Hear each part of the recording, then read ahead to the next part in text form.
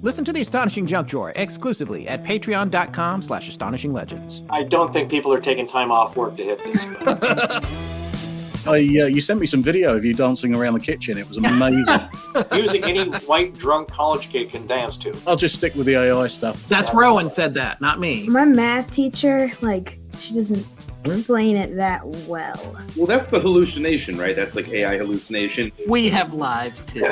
Mother Shipton's Cave. Rich Haddam is coming. Jim Harold is coming. I'm doing a lot of laughing. Is it? Right. Astonishing Legends would like to thank Squarespace, our contributors at patreon.com, and you, our listeners, for making tonight's show possible. Some of our favorite legends are those of chance encounters in remote areas, when a person crosses paths with something that defies reality as they understand it, as most of us understand it. When one hears these kinds of stories, the first instinct is generally to dismiss them. The details are too bizarre. The person experiencing the event must have mistaken something mundane for something exotic. Or perhaps they were under the influence of mind-altering substances or suffering from mental or physical illness. Those things can certainly happen.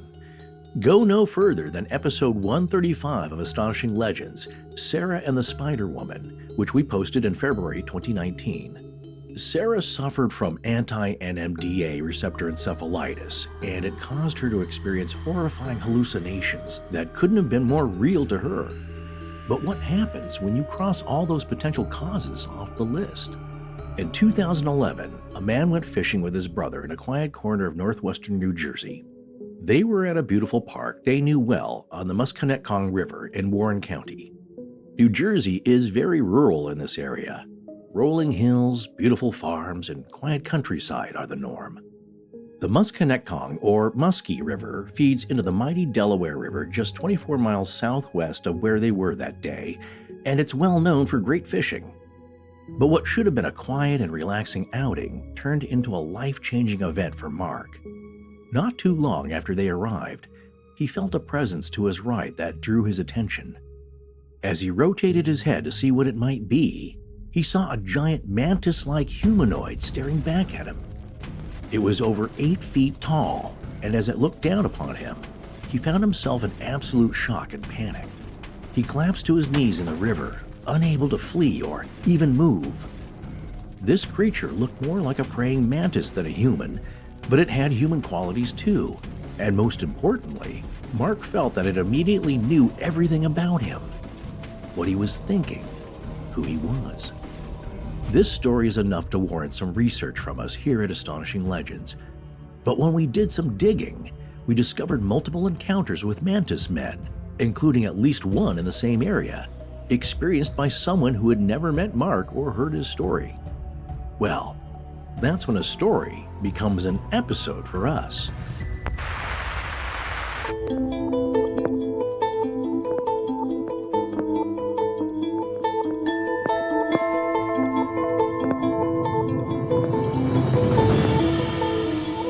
Welcome back to Astonishing Legends. I'm Scott Philbrook, and this is Forrest Burgess. Standing there in the water, right next to him, was this half mantis, half man, almost 8 feet tall. Eyewitness Patrick McFadden from Ryan Sprague's new book, Stories from Somewhere in the Skies.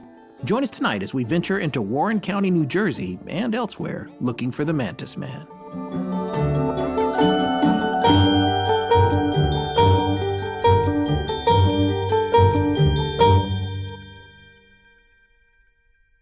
And we're back. That we are. Thanks for joining us again this week, folks. We're so glad you could make it.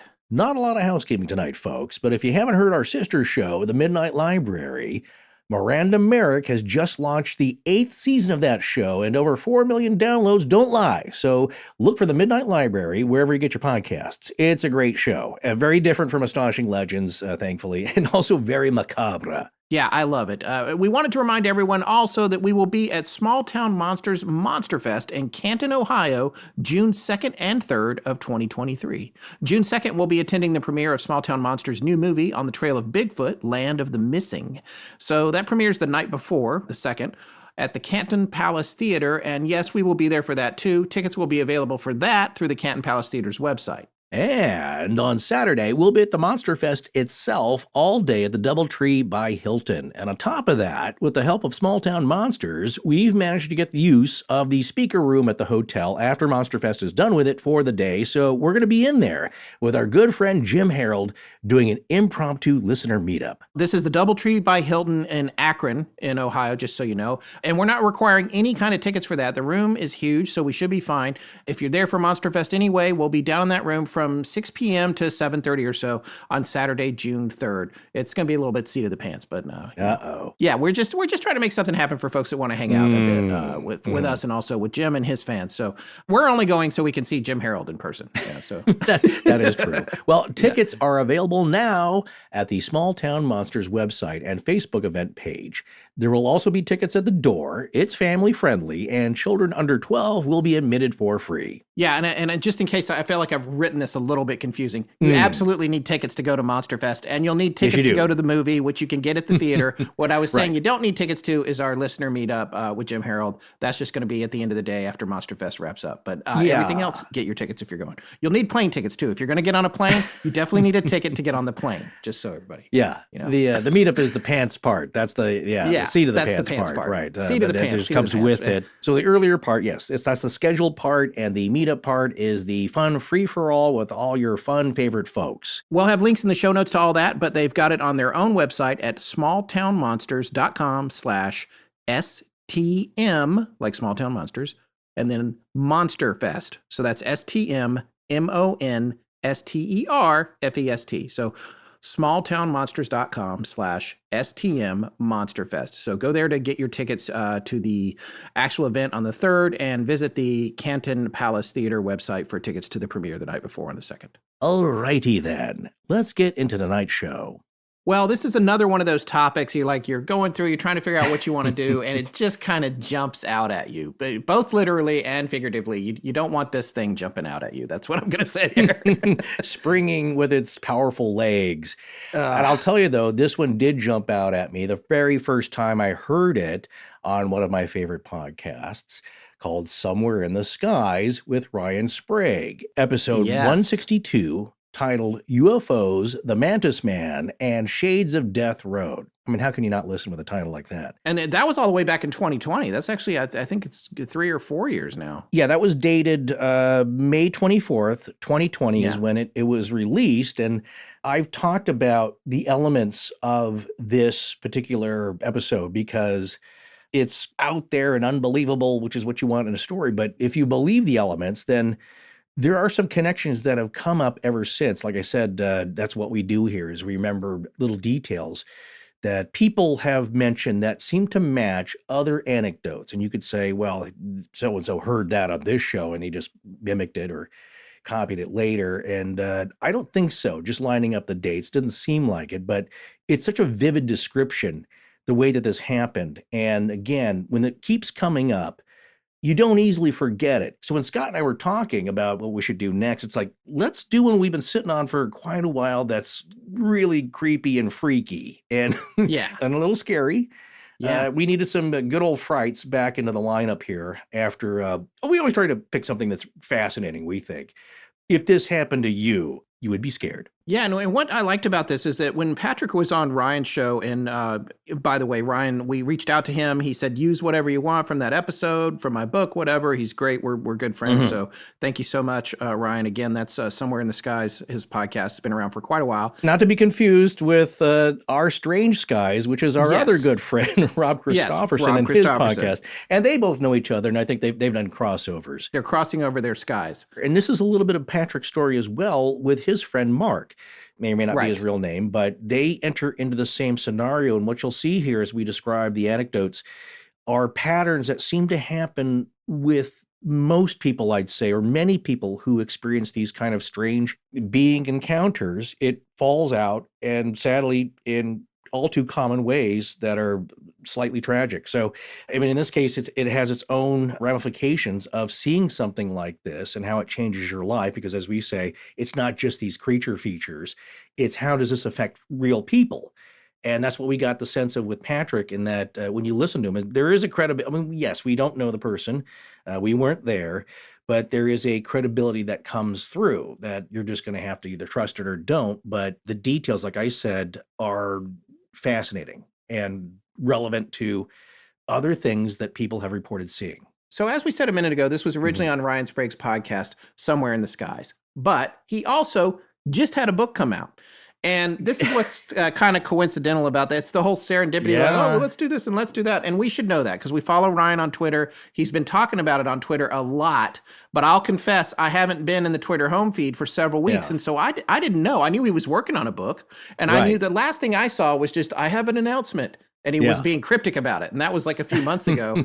And I guess I'm presuming that's what this is. It just published on April 25th. And we're recording right now. It's May 10th. I know you probably think we're way ahead of the game with this show, but never. Oh, no. We never get ahead. So, it's hot and fresh, each one, just right from the oven. That's right. That's right. Weirdly, this is a total coincidence, again, because we were thinking, like, what's one of the creepiest things we've heard in our Ovra, and I had to go to my personal story notes and story recommendations and listener links and things that people have sent me. And this is one that I just noted, again, because I could not forget it. Just the three stories that are in there just creeped the crap out of me. And here's another weird coincidence. I don't know why, but maybe it's just because my new haircut here. I thought it started to look like Mark Harmon from NCIS, where he plays Gibbs, and I just punched up his set of rules here, and it says rule number 39: there is no such thing as a coincidence. So there you go. Listen to Gibbs. He knows what he's doing. There you go. But no, it was an odd thing. It's like, well, then that's pretty apropos. So why not launch with this and finally dive into one of our favorite tropes of the, let's say, not only the UFO phenomenon, but also the abduction aspect of that. And this story that we're going to share with you, which is the story back from that episode in May 2020 that he did, it is in his brand new book that just came out at the end of April. It's in chapter 43. The book is by Ryan Sprague. It's called Stories from Somewhere in the Skies. You can get it on Amazon. It's available on Kindle. It's also available at the publishing website Beyond the Fray Publishing, which is, again, they're friends of ours as well. Shannon LeGros is a co-founder of that company. A little backstory. As we said earlier, Ryan originally covered this back in May of 2020. I had to go back. I'm like, what's our own timeline on that? We were finishing up right when he put this out. We were finishing the Kira object. Forrest, how long ago does that feel to you? Yeah. That's when.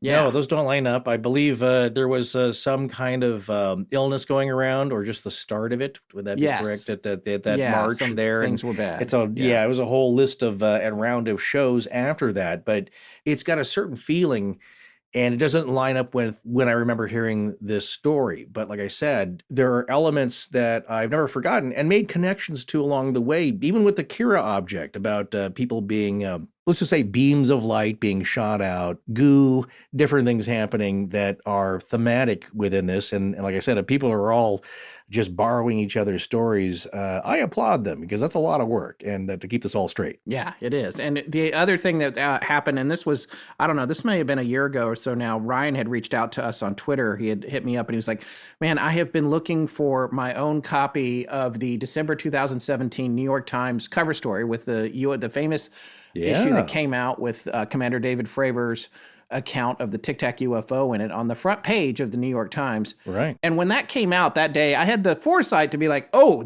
I should get more than one of these. And I got two. I should have gotten even more, but I got like two. I was like, I get one for Forrest.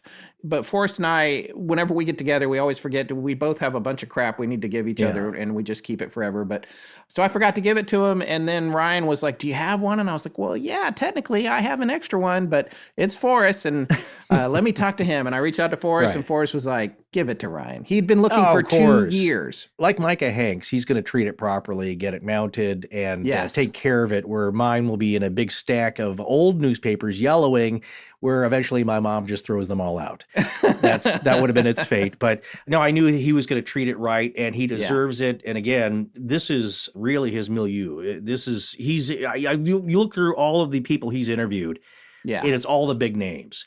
Yeah. Christopher Mellon, Avi Loeb as well. Our upcoming guest. Brandon Fugel from Skinwalker Ranch. It's like, hey, we should, he's already done it. That's yeah. So I try. I don't want to look at it too long, but yeah. If you want interviews, which are really good, and again, he is very skilled at this. He's been doing the interview thing for years, and is especially adroit at getting people to tell really intimate stories. I think that's his Yes. strong point. You know, these are really personal, intimate things that have happened to people, and he really makes people feel comfortable, trusted. And he gets the story out of them, and that's what counts Yes. in this game. So yeah, Yes, indeed. And we're going to be having him on as a guest ourselves here in the very near future. He said he wanted to do that, and we would love to have him. So we'll be doing that before too long. So it's time to tell this story, which again, we're sharing with Ryan's gracious permission. We're going to share the version of it here that he printed in his book, the one we just mentioned that just came out. If you want to hear Patrick tell it himself, you can listen to Ryan's episode 162, which we'll have a link to in the show notes of Somewhere in the Skies. But for now, we're going to have Mr. Forrest Burgess read the story that piqued our interest when we first heard it. for this story, we have to go back to 2011 to an experience a friend of mine had in the northwest corner of New Jersey, in a rural area of the Musconetcong River, a location that I had a history with. My friend Mark is a very prominent businessman and upstanding member of the community. So when he talks, people tend to listen. And when he dropped this story on me one day, I was shell-shocked, to say the least. He had kept it bottled up for almost 3 years and finally unloaded it for the first time on me. So again, back in 2011, he and his brother were fishing one day on the river. They both had hip waders on at the time. So they were standing in the water and they just kept hearing this high whizzing sound. He and his brother just kept looking at each other, not knowing what to make of it.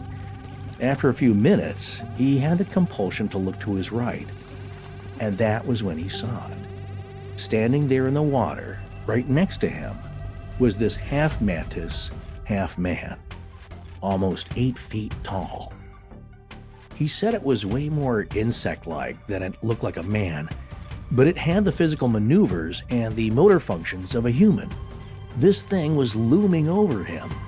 He said he couldn't believe what he was looking at, obviously, but he also said in the first couple of moments, he felt that this thing couldn't believe that it was actually being seen.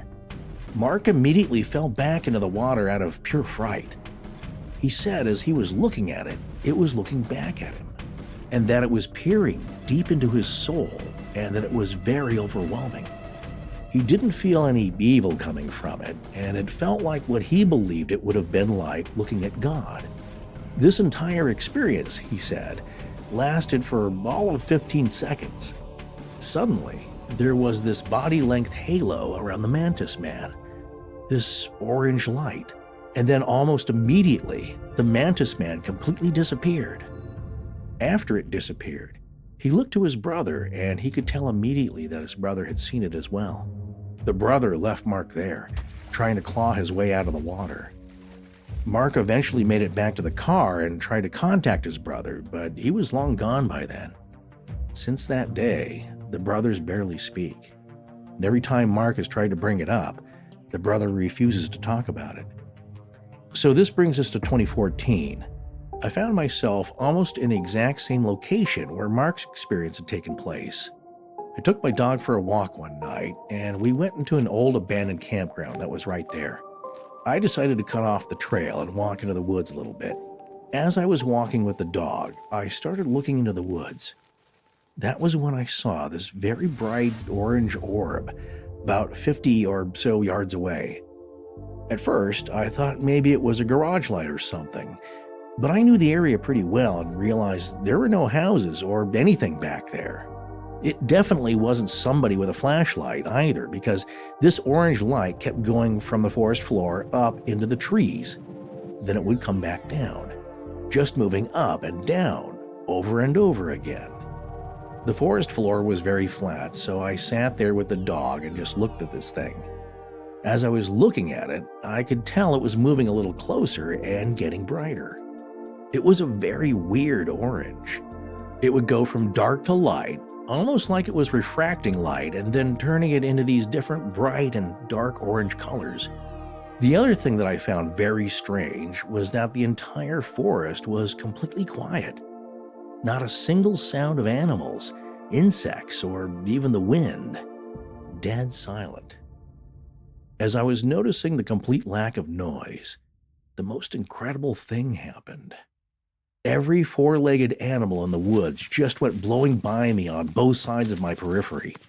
Deer, rabbits, and a bunch of other creatures. They were all around me and my dog. My dog wasn't even on her feet when this happened. She was just lying there, trembling. And when I looked back and caught focus of this orange light, I noticed it was still moving towards me at a more rapid pace now. I was petrified. I eventually got to my feet, and without my dog even getting up, I just dragged her out of the woods to where the road to the campground was. I looked back, and I saw that the orange light started moving right to where I was sitting. As I stood there, with all of the hair in my body standing up, I watched this orange light go from just hovering in the woods to shooting straight up through the canopy of the trees and disappearing out of sight. I contacted Mark and told him about this. We had gotten together many times after that to do nothing but discuss my event and his. We used to get together maybe once every 2 weeks. Then it was like twice a week. I basically became like a therapist for him. He would just recount the story over and over again, and we would break it apart. So I told him one day, let me look up if anybody else has seen this thing on the river. And to our surprise, there's a guy who wasn't far away who made an entire website on the Mantis Men of the Musconetcong River. Apparently, this thing has been seen multiple times by different people. But this guy, what he said would resonate with Mark and gave me chills. He told us that when he saw this Mantis Man, it was completely enveloped in a light and then disappeared. He described it, just as Mark had, like looking at God.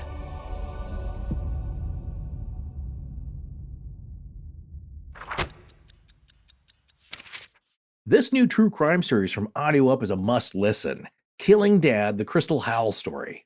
Yeah, you know what? I love being back in North Carolina and away from the hustle and bustle of Los Angeles. But that said, y'all have to know there is no shortage of weird crime and murders here in the South, Killing Dad, the Crystal Howell story. This is a deep dive into the headline-grabbing case that you may remember. It follows 17-year-old Crystal Howell, who killed her father, Michael, in their mountaintop home in North Carolina. She then put his body in a storage bin and hid it in the shed before fleeing to Georgia, where she was arrested. This all went down in the beautiful Maggie Valley, one of the most picturesque sections of the far western part of the state. It's about 40 minutes west of the oft-visited Asheville, one of F. Scott Fitzgerald's old haunts. Yeah, you weren't too far from there a few times, right? Yeah, no, well, I go to Asheville a lot. I love Asheville. It's a big destination here. In the Maggie Valley, you got to keep going another 40 minutes or so past Asheville. This is where we're getting out to that far western end of North Carolina. Ah, okay, gotcha. Well, this podcast features exclusive interviews from prison where Crystal is now serving a 30-year to life sentence. Hear why she killed her dad, along with new information and evidence in the case.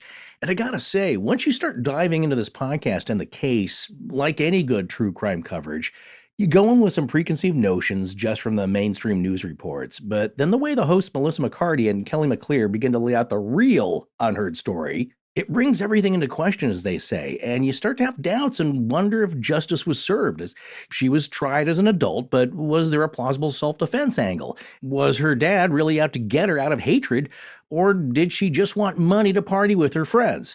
Was she railroaded by the justice system that just wanted this whole mess to be done with? And they scooped some really great interviews in the process. Yeah, you do wonder if she called out for help before this and did no one listen? It's a new perspective that questions everything you've heard about this case.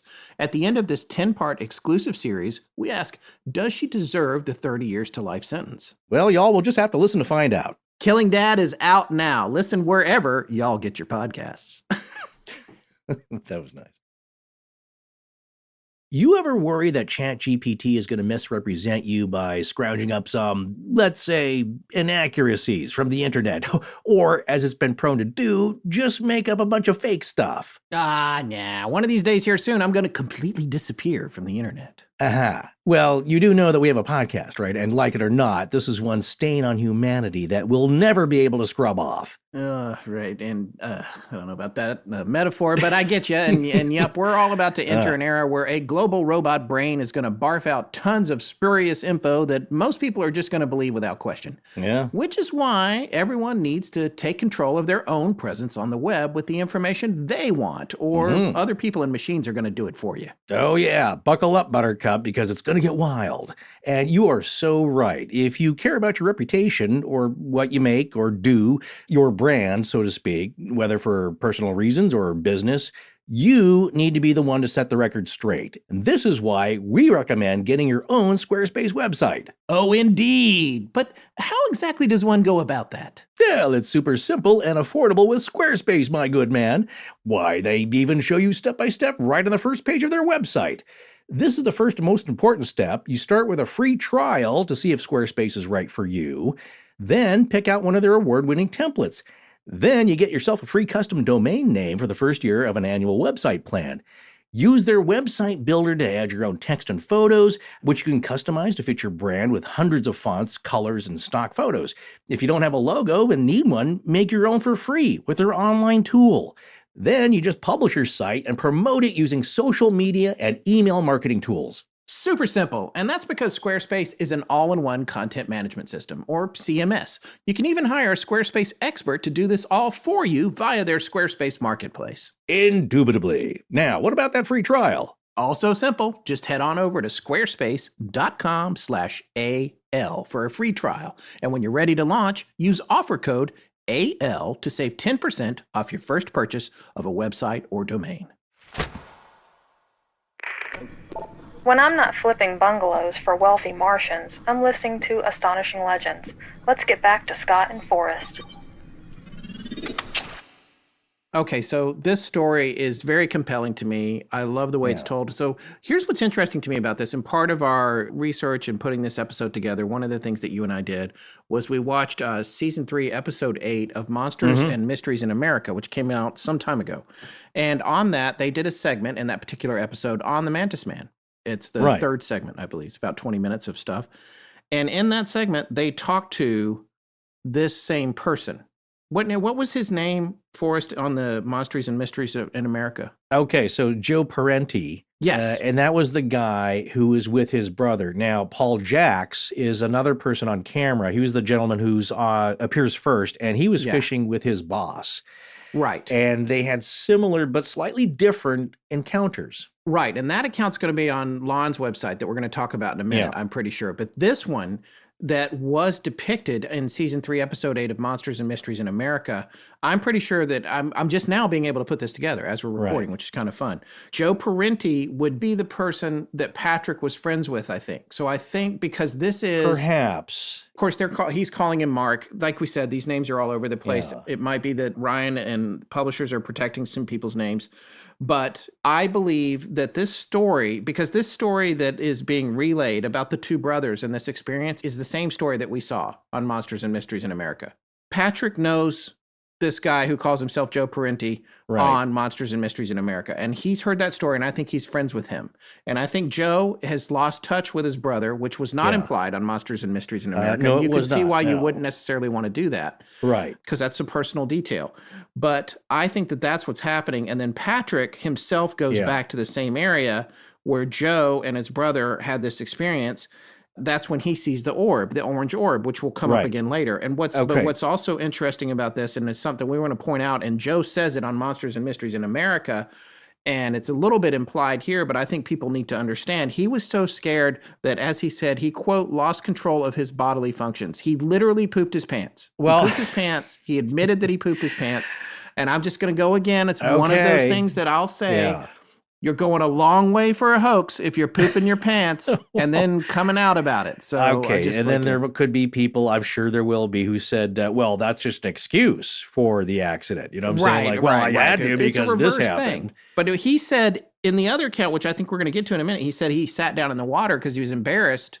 He didn't want his brother to think, oh, you just had this accident. He's like, he wanted to explain why it happened, but that's an intense fear right there. Here's where there are differences in the story. And again, we're trying to line this up, and Yeah. there are similarities and there are differences in the way that Patrick tells it. The brother also saw it.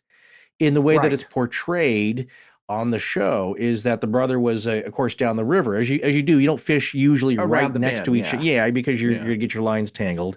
So they're fly fishing, requires a Yeah. lot of space. In the way that Patrick tells it, the brother was there. Again, there's a lot of similarities. Some of the descriptions are the same, at least with Joe Parenti's description. If you're curious about the patch of river, he said they left or were at Stevens Park, and they headed out to where there's a small bunch of islands on the river. It sound like sandbars or tiny islands, and that's where they started out. And again, it's very close. So I think it could be the same. I'm not totally convinced, although, like I said, there's always two people. Like I said, two guys. There was one with his boss. But what I thought was interesting about Patrick's version is that they both saw it. And again, you have that confirmation. And there is a sad element to it in what we just read here, in that the brother was so fearful. He left his brother. He left his kin. I can't imagine what it's like to be that scared where you leave your relative, even a good friend. Yeah, and they also fell out of touch. Yeah, well, Yeah, which is something we have heard and explained on our own show a billion times over the years. I mean, I'm exaggerating. A billion that's a high number. That's true. But You did. It's coming up a lot of times, though, and anybody knows. We haven't covered Travis Walton, but everybody knows that those guys kind of fell out of touch, and other people that have had experiences, people don't necessarily want to be a part of it anymore. You look at Terry Lovelace and his buddy. After their experience, things got a little strange, and that's from Incident at Devil's Den, which we covered, and also The Reckoning at Devil's Den, if you want to look back for older episodes. But he was out there with his best friend. I would say there's a lot of patterns that repeat themselves in these kinds of encounters.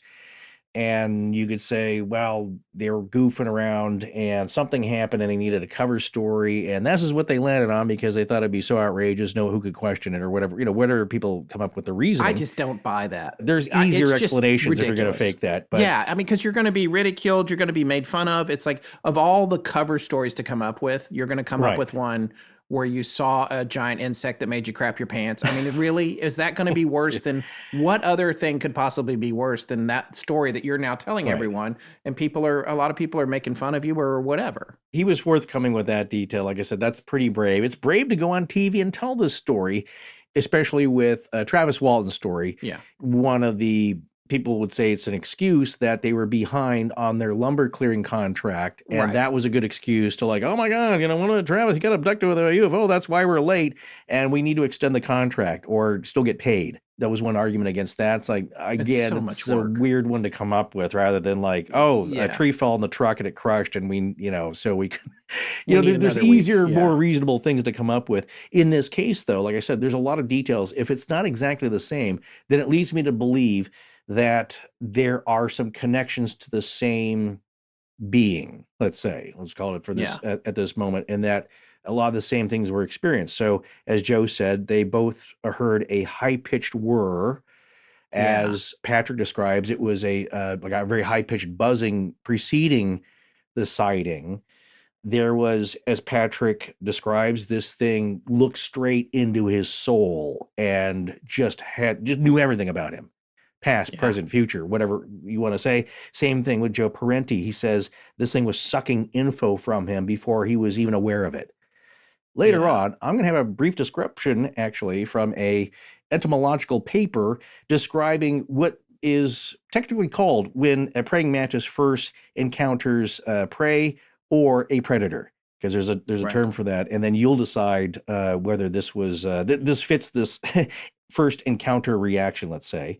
But this thing reminded me the most of Terry Lovelace's encounters, and also some other ones that appear in his second book called Devil's Den: The Reckoning, and where he had about 50 other people who wrote into him with other strange encounters that may or may not be related. But that recurring pattern of people see this, and it's so out of your experience and world and belief system, it ruins you. It ruins relationships. It ruined Toby and Terry's relationship. There's another story in his book, The Reckoning, of the two sisters, the two young girls who, if you remember us telling that story, maybe 9 and 12, saw that floating carousel out in the field at their grandparents' place, and they were so entranced and mesmerized sitting on the edge of the dirt bank there that they never got along after that.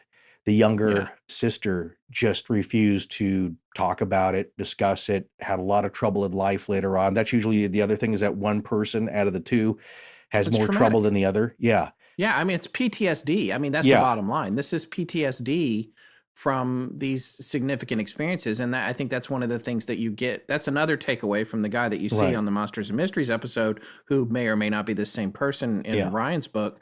He's still upset about it. And when you watch him describe it on Monsters and Mysteries, he closes his eyes. He's visualizing what he remembers. And he's doing physical gestures describing how big it was and how it opened up and showed him it was a show of strength, which again is something Forrest is going to touch on in a minute here. But it seemed like a very visceral experience for him. Oh, absolutely. And the description, this is also, as we line these up, because as we go through these anecdotes, we're going to see this is burned in your memory. And I've often thought about this as a kid.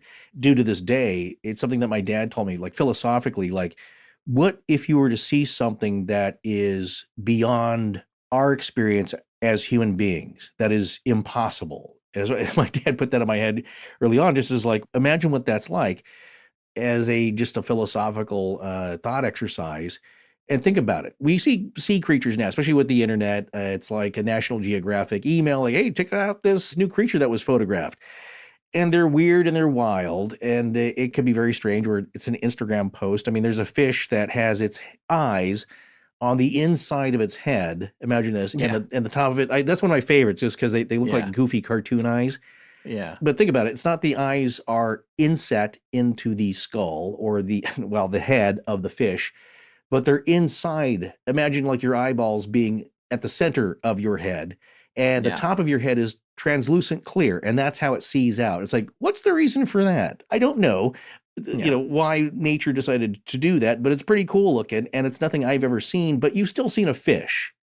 Right. Now, here's the thing. We've seen this insect before. A lot of people have seen, even on the show you described, letting out a shriek when you're trying to show your son one and take a video of it. Oh, yes. I've talked about that on the show before. Yeah, I'm going to have to dig that up for this episode. We'll put it in the photo gallery. I had a praying mantis on my arm, and I told my son, it's like, no, they move kind of slow. You don't have to worry. You just got to be cool. And then it runs up my arm, and you hear me like scream and drop my phone. So, I mean, it went fast. I was like, oh my God, I didn't realize it was as fast, which we'll talk about tonight, but it's, that's one aspect where this is bug sized. You're used to that. Yeah. And like I said, we're not scared of the idea of the bug or the creature or the cryptid or whatever, but we can always be startled. And in this case, though, you've never seen a praying mantis that's 8 feet tall and has a bipedal human-like lower half, let's say. Yeah. It's something outside of possibility. It's not clear to me if it's bipedal or, because in the description here that is in Ryan's book, it says,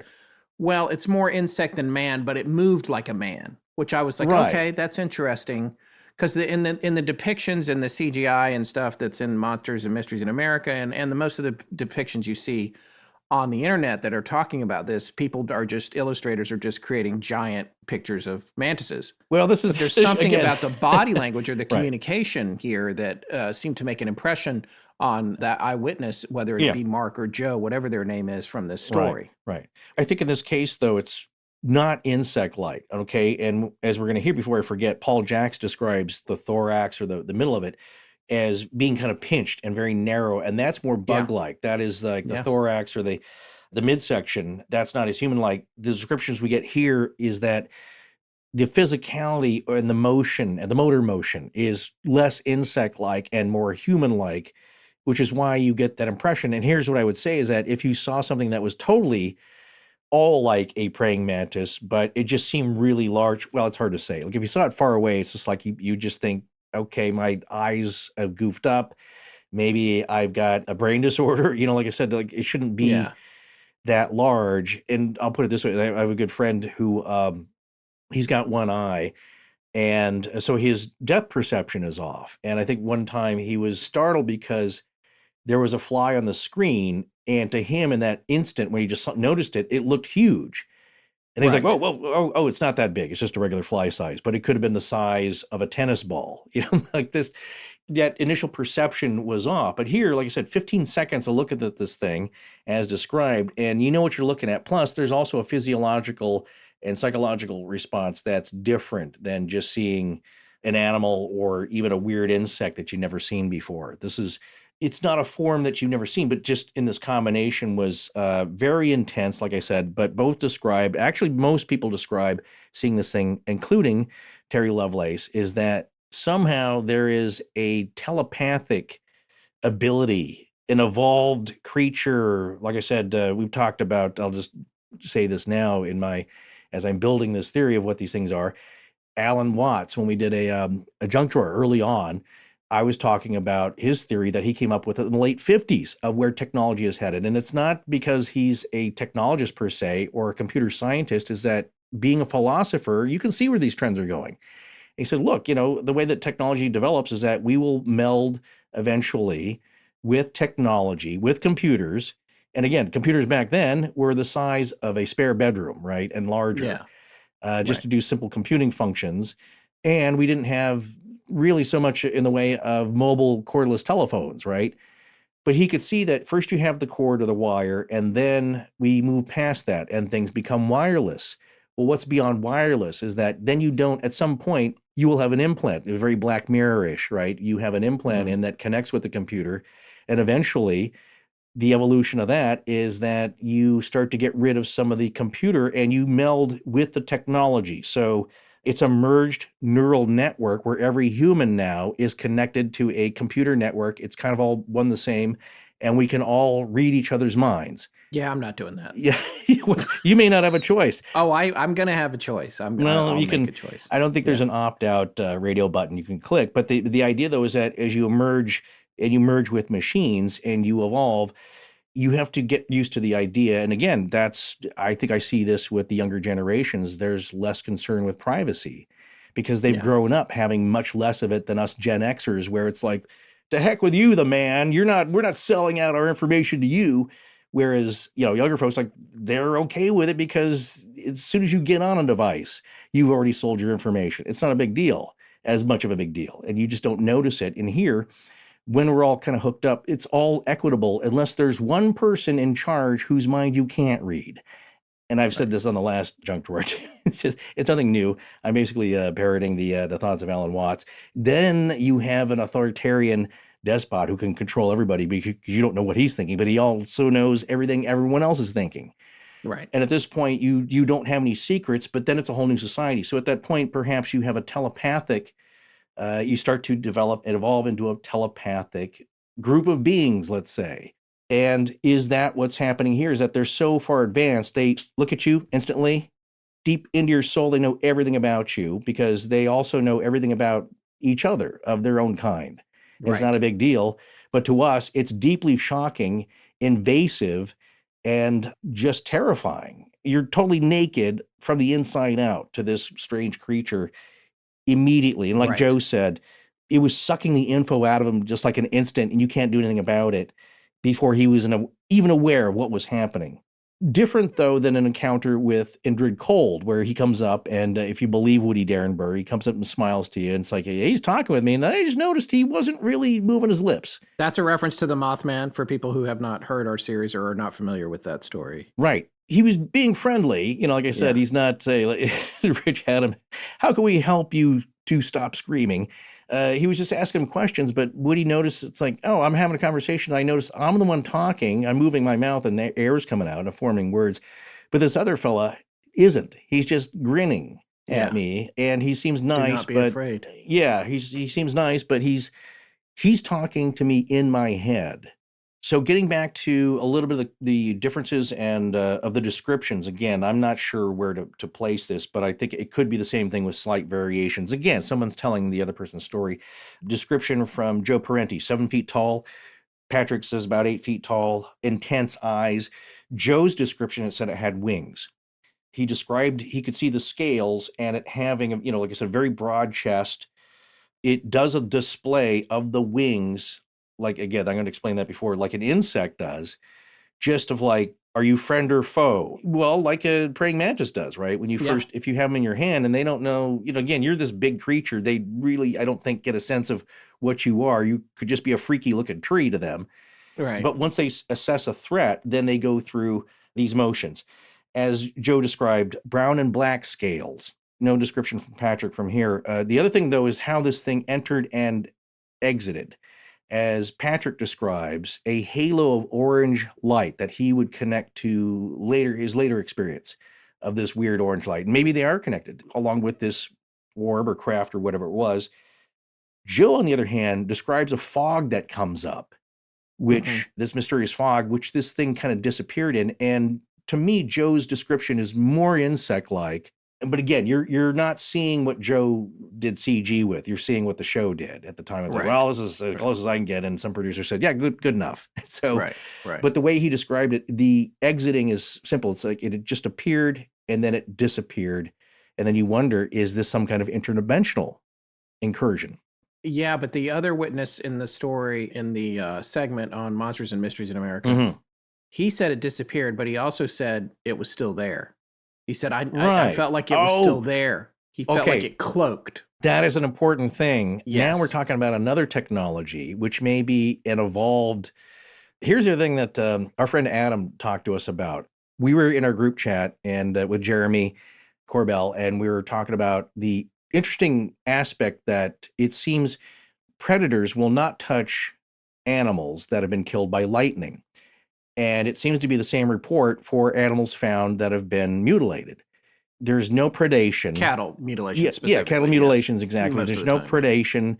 Unlike a natural death, vultures, coyotes, wolves, nothing will touch these animals. And I wondered, is it something to do with the electricity, the electromagnetic signature that is left either by lightning or whatever this other weird and disturbing phenomena is? When it happens, do animals just sense it? It's like, I don't know, something's wrong with that thing. I'm not that hungry. I'm gonna go find something else. And then Adam talked about the Hex suit. So it's an HECS is the brand and the company. And we didn't really dig into this, but basically it's a technology that hunters can use as part of their clothing or these suits to mask your bioelectric signature. And if you're careful, basically you can sneak up much closer to animals because they don't really detect you. There's something very strange about that and the way that, especially how animals perceive reality and objects, but it's something that throws them off. And then you wonder if this thing is being cloaked. Again, we've heard that story from hunters before, and it is a lot like the predator phenomenon from the movie with Arnold Schwarzenegger, in that it looks like smeared imagery that you're seeing with your eyes, that there's something there and it doesn't look right. But if it holds still, it kind of blends in. But as soon as it moves, you start to see like a digital smearing. And is this akin to that? Yeah, that's a great question. And it's something that I'm going to come back to when we get to our conclusions.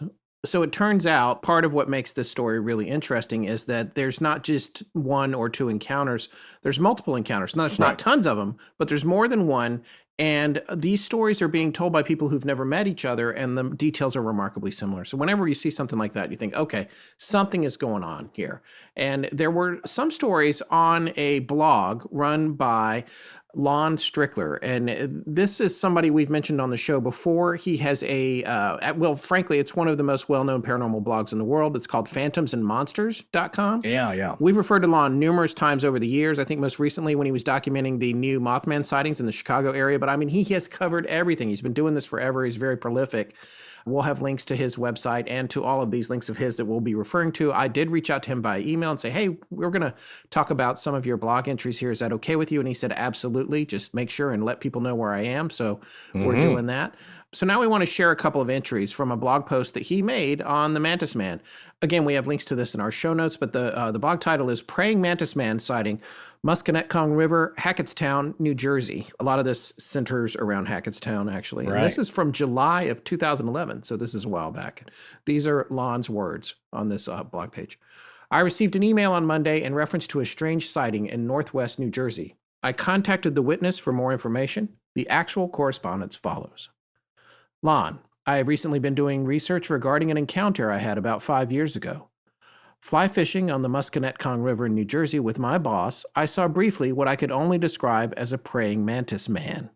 Although the water was clear, there had been heavy rains the past couple of days. We should not have been out there. The river was smooth, but the current was exceptionally strong. I was leaning backwards and digging my heels into the gravel, but the river was still kicking me along pretty good. Sketchy navigating. Please know, I am, quote, privy to the paranormal, end quote, and always have been. Shadow people, ghosts, whatever. But what I encountered that day was not spirit. It was a biological, living creature. But it disappeared into thin air almost as soon as I saw it. For whatever reason, my searches at the time turned up nothing. But then by chance I came across an alien race type video on YouTube, and there in the artwork I saw what I saw. Ancient mantis leaders. So when I began searching mantis alien instead of praying mantis man, I found a lot more. They say that they are interdimensional, whatever that means, but I did not get that impression. No, this creature was cloaked. And because of both my innate sensory perception skills and the particular physical circumstances at the time, which is important, I can add details if you're interested, I just caught it. Movement out of the corner of my eye to my left, and there it was. Humanoid, tall, 6 foot at least. No reference points, but I sense 6'6" or 6'7". Moving away from me, back up the bank. I am chest high in the river. The first thing I see was the grasshopper thigh, but bending forward like a human. Then the whole form. He is looking at me over his shoulder, moving up the bank, astonished. Amazed at what? That I'm in the water in a strong current, that I can see him? But yes, we lock eyes, and this creature is astonished. I get the sense that he can't believe I am in the water, that he can't believe I have seen him, and that I'm not perturbed at all. Something of all three, I still don't know. Just astonishment, and he is actually trying to get away from me and the water. Triangular head, huge, slanted black eyes, just like a praying mantis. Its whole body was gangly, knobby, but you could still sense it was powerful. And no, I would not say it was a big bug. It was definitely humanoid, despite the mantis insect qualities. No, I did not tell my boss about this, who was in the water too, about 50 yards behind me at the time. Being privy to the paranormal, you just see these things and sort of go, okay, no fear, no nothing. Yeah. But I do get the sense that my whatever attitude contributed to this creature's astonishment. Frankly, I didn't give the encounter much thought until recently. I can forward more details. I just believe now that this encounter was somehow very important. Lon interjects here, I wrote back to the witness. I'm not going to reveal a name at this time, and I requested further details. Here are the additional details. Lon points out the description of the head is not too uncommon from other sightings that have been reported. And so here's what the gentleman wrote back the second time.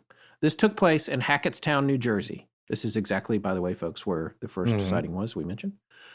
The stretch of the Musconetcong River here is unusual in that its west bank borders Route 46, a local highway congested with lots of stores, but the east bank where we were fishing borders fields and farmlands. No bank to speak of on the developed side, but the sloping bank on the rural side was high, 10 feet. A strip of trees about 10 to 20 yards thick separated the river from the fields beyond, but there was the occasional gap, or path, each about 20 yards wide that allowed clear access to the river. Like I mentioned, the weather had been bad the previous several days, and the sky was white and heavy. It was mid-afternoon. When I saw the Mantis Man, it was in one of those gaps, moving back up the bank towards the fields, looking back at me over its left shoulder, about 15 to 20 yards away. So understand that it was several feet above me. I looked up at it, and framed clearly against the blank white sky. Like a full ghost apparition, it was indeed clear, but nevertheless nearly transparent and fading fast. Then it evaporated mid-stride. Again, I stressed the strong impression that the Mantis Man was cloaked, and I caught it just right. It abruptly found itself against a new blank background and was adjusting quickly. No, I do not believe it slipped into another dimension or plane. I detected movement and first saw that strong left thigh and strong right calf, then the whole thing, and immediately those eyes and face. The whole encounter was only a couple of seconds. I cannot tell you with any strong certainty what its hands or feet looked like. I wasn't looking there. but I can tell you that its arms were normal and not the literal mantis forelegs I have recently seen in drawings of these, quote, aliens. That's really about it. If you have any other questions, please contact me. So this story mirrors the first of the two stories on the Monsters in America series. The second one being Joe Parenti, who was with his brother. This more accurately details that first story that you were talking about, we were making reference to when we talked about it backing up the bank. And what you're talking about a minute ago with the whole predator cloaking thing, which has come up on the show a million times, but that does seem to be a common thing. What I like about this guy's perception is what he's saying, this particular witness, whose name on the Monsters in America series was the entirely unbelievable Paul Jacks. But I don't know why you're sticking on that. I don't know anybody whose last name is Jacks. But anyway, okay. But I'm not trying to dox people that don't want to be doxed, by the way. I think it's funny the names that people pick when they're trying to cover their names up. But anyway, so Paul Jacks sees this thing backing up the cliff. And I like, though, that he's talking about how he's below it.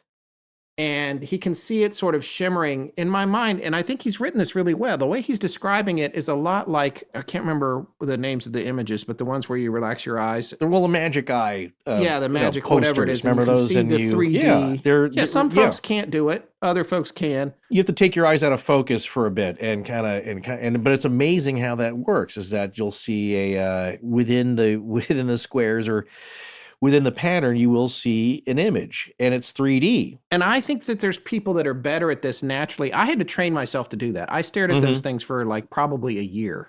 And then once I got it, I could do it just on, and now I can it's do like it. Juggling. I can do it when there's no pattern to even look at. You can do that thing where you zone out. And it's funny, just a couple of days ago, and maybe the universe wanted me to read this Reddit thread, but then again, I was probably looking at all the Reddit threads. That's true. Somebody posted a thing and said, today I learned that some people can adjust the focal point of their eyesight, like the depth, as opposed to not having any control over it. You just focus on wherever your eyes fall. And like the first comment was like, I thought everybody could do that, which means that some of us are doing it and some of us aren't. And of course, Howell, who would know who is and who isn't. And maybe that's what this guy's doing a little bit. Or maybe he's a hunter. He's used to being out in the woods and looking for things that are camouflaged, because what he's describing here sounds very biological. It sounds like a chameleon or a cuttlefish that's like, I'm going to park on this coral, and when I get done in a few seconds, you're not going to be able to see me anymore. Right. And that's a little bit what this seems like this thing is doing. The natural, let's say more natural, not that these things aren't natural. I would never insult them as a as a group of beings, as a society. The regular praying manti we're used to, that's one of their defense mechanisms, both as a skilled predator, but also to keep from being prey themselves. They can be leaf-like. They can blend in. They're different colors. There's all different kinds of manner of mantis. Not as good as the stick bug. They got really they cornered the market on that one. And there's also the leaf bug. Yes, I love so those. just naturally though, they're very stalky. Like you said, this thing was bulbous. But here's the common denominator between at least the stories. Look, folks, if you're interested in mantis stories, Mantis Men stories, there's a ton of them. Go to the Mysterious Universe website. I think you'll have to subscribe for that, but for $5 a month, you can read a ton of articles there. It's not that super common, not like what we see with the Greys or any the other beings that people have described, but it is a significant trope, I would say, of this experience, and that it's out there. But like I said, it's not the one that people usually go to, which I don't know if that lends any more credence to these reports, but it's fascinating because that was what fascinated us. Like, what's going on with the bug thing here? Like, they rule our world in a microscopic way. That it wasn't that their report. They're the most numerous, copious, the most populous creature on this planet are ants, right? And I can't remember the figure, but it's trillions, right? And if you give enough time, let's say on a distant planet with a bunch of insects, will they evolve to something that's intelligent? Well, that's a discussion and thought experiment for people smarter than us. But the idea is that if you could have a civilization that developed for that long, and again, I don't know, you'd be hard to gauge that from our understanding of biology, because that's not our experience on this earth. But on something else, like, again, that's been put forth, what if there's very smart squid out there? You just mentioned cuttlefish. Yeah. extremely intelligent, very Yeah. short lives, and the theories that octopi, right? That's plural, right? octopuses or octopi, I think either Oh, you can one's say either one? acceptable, Okay. depending on your taste. Do you say Elvises or Elvi? That was an old SNL sketch you should be aware of. Yeah. The idea, know. though, is that because they don't live that long, they have to be extra smart to be successful in the short amount of time that they do live. And they're also masters of deception and camouflage. And, of course, if you watched Arrival, those are octopus-like creatures. They're just very intelligent, but different setup, let's say, biologically. Yeah. But the common denominator here is what, Scott? Water. And I wonder, and again, that's one of the things that stuck with me when I first heard this episode on Somewhere in the Skies, is that this thing seemed astonished to see the other person. It wasn't like, oh, I was sneaking up on you.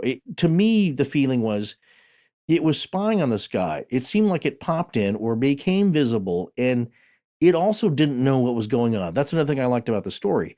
Yeah. Is that it was just as shocked, like, what are you? And I would guess, though, if I had to make a bet, it does know what humans are, and they're here for a reason, perhaps.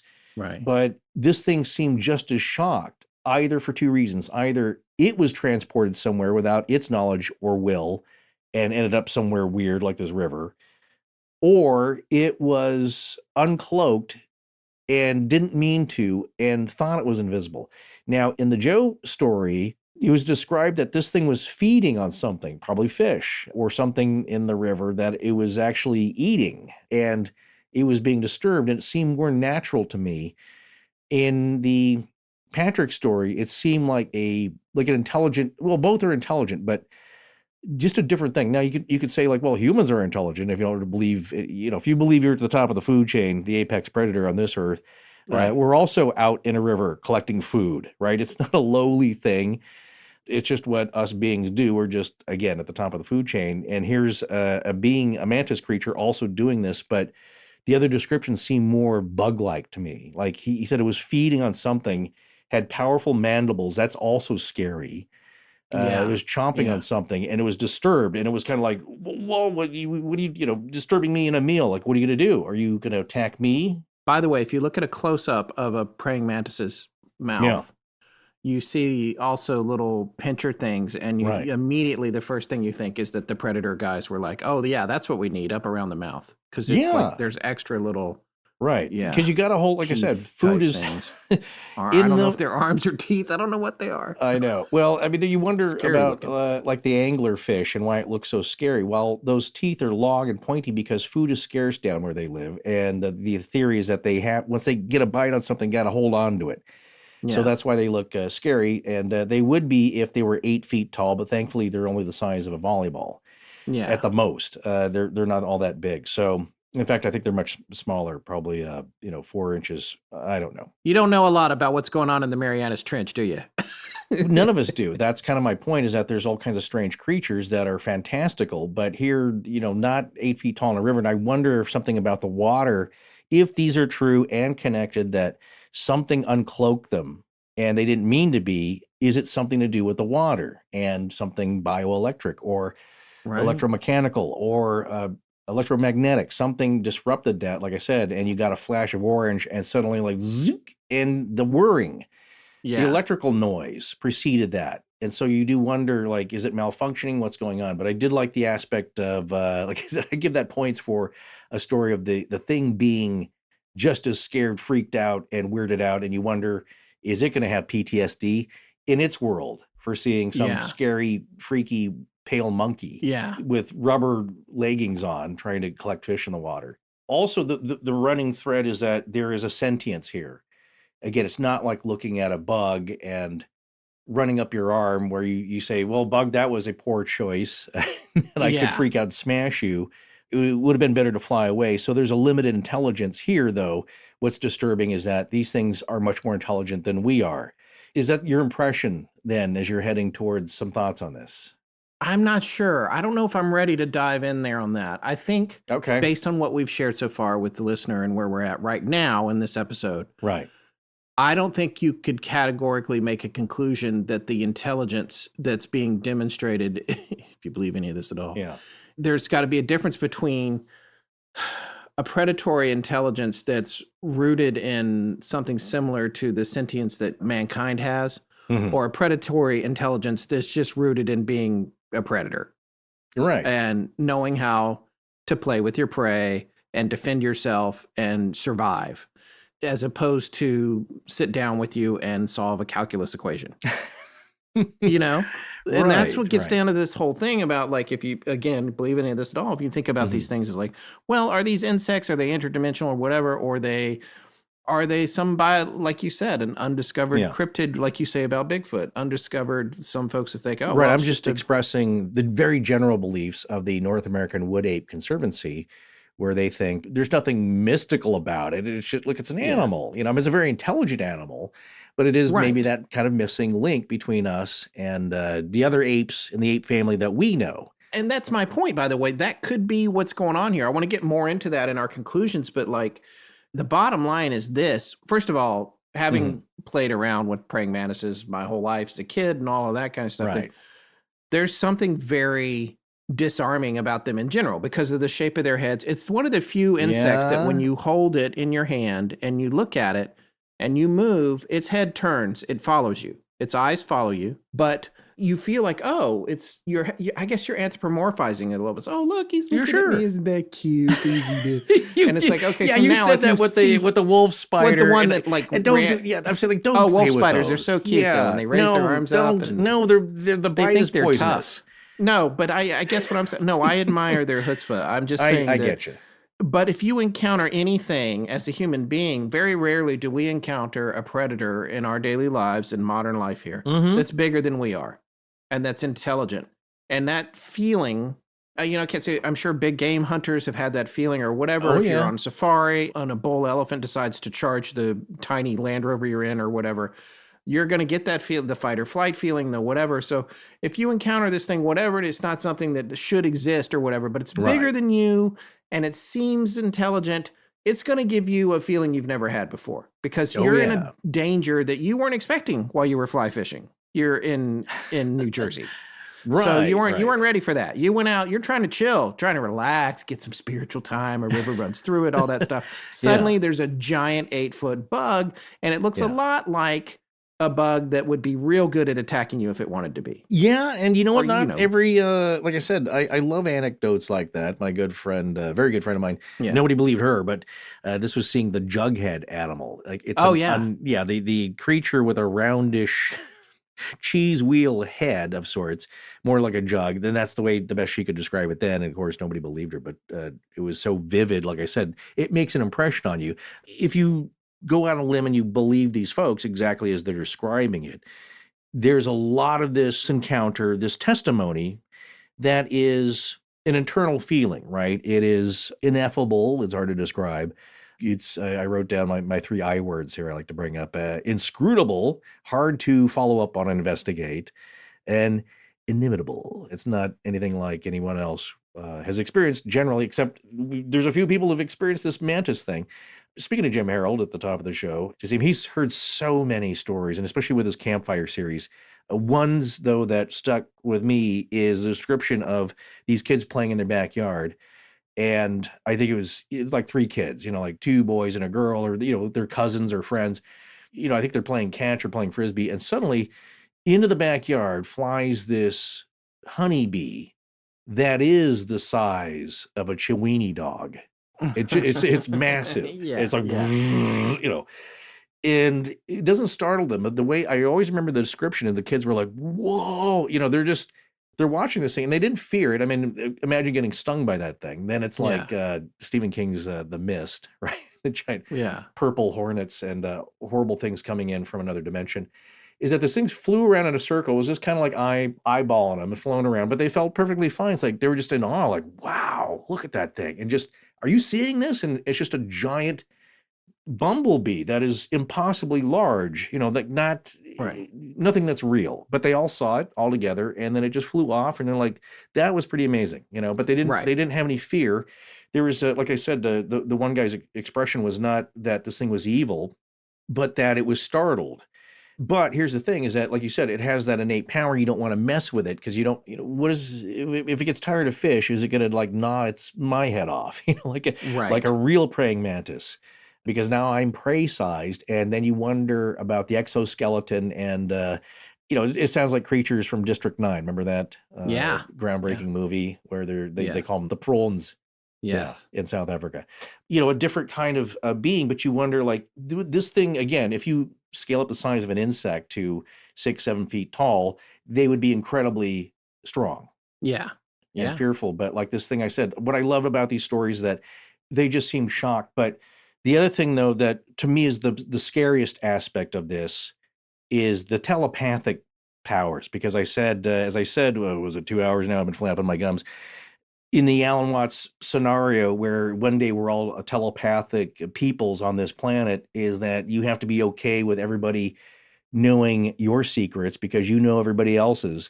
And so, like I said, that's the taunt. It's like, well, that's just the way it is, and nothing's really your idea. What's embarrassing goes away. Right. You're all doing right. the same things. You're all doing the same embarrassing things. You all have the same secrets, and everybody just knows it. And it's a sea change about how we just perceive ourselves and others in a society. And so now you have this creature that can totally read you in a millisecond, and you can't read it. And there is the imbalance of power. And that's frightening to me.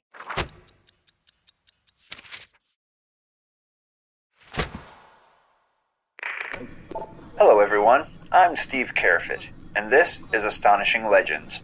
Let's get back to the show. All right, well, there's only 2 more things I want to share from Lon Strickler's site. All these ones so far in this one are all on one page, and then there's a link to another one that was more recent. I want to plug Lon's Instagram account. He's got great posts. Oh, yes. They were just fun, quick reads. And same thing with all of our guests. They go check them out on Instagram. I throw them at Scott, annoyingly, probably too many. It's like, check this out, check this out, check this out, check this out.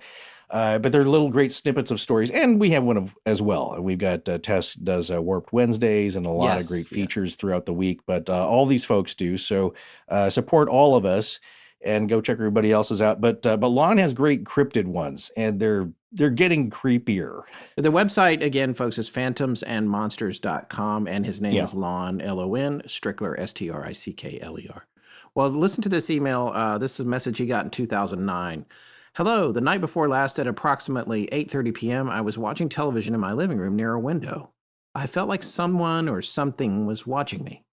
I glanced to my right, and there was a being in a gray suit standing outside my window, watching me. It had to be 7 feet tall or so. I measured in the morning. I had been discussing this feeling of being observed while watching television with a friend just the day before. I know it was not a human, but someone or something entirely different. This being was only there for a second or two and fled the instant I had noticed it.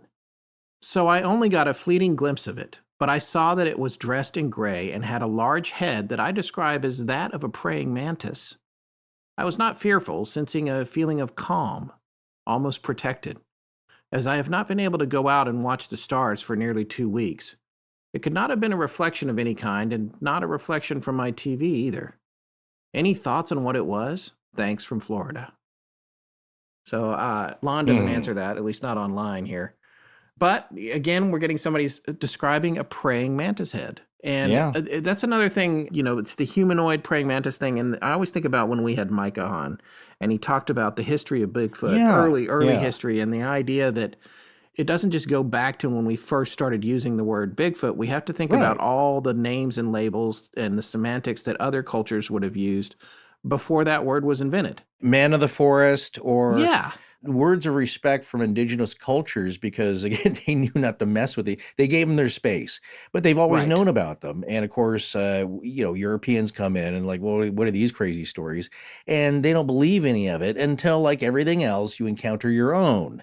Right. And then it's very hyper localized to that individual. Like, well, crazy old Jack there, he saw one, he's got rabbit fever or something. He's seeing big hairy ape men. But I would say the indigenous peoples, like the Yowie in Australia or whatever, like they come to accept it. It's not that crazy to them because they've been seeing it for generations, hundreds, maybe thousands of years. Who knows? And they've just like, we give them the space, we respect them, and they hopefully leave us alone. Like, you know, And- like, again, as being part of your ecosystem there, you have to go along to get along. Yeah, and for folks who are interested in that discussion, that was episode 212 of our show from July of 2021. It's called Sasquatch, the search for man-like monsters in history. Mhm. That's where Micah Hanks came on and schooled us on that. That's and right. It's a That's fascinating discussion.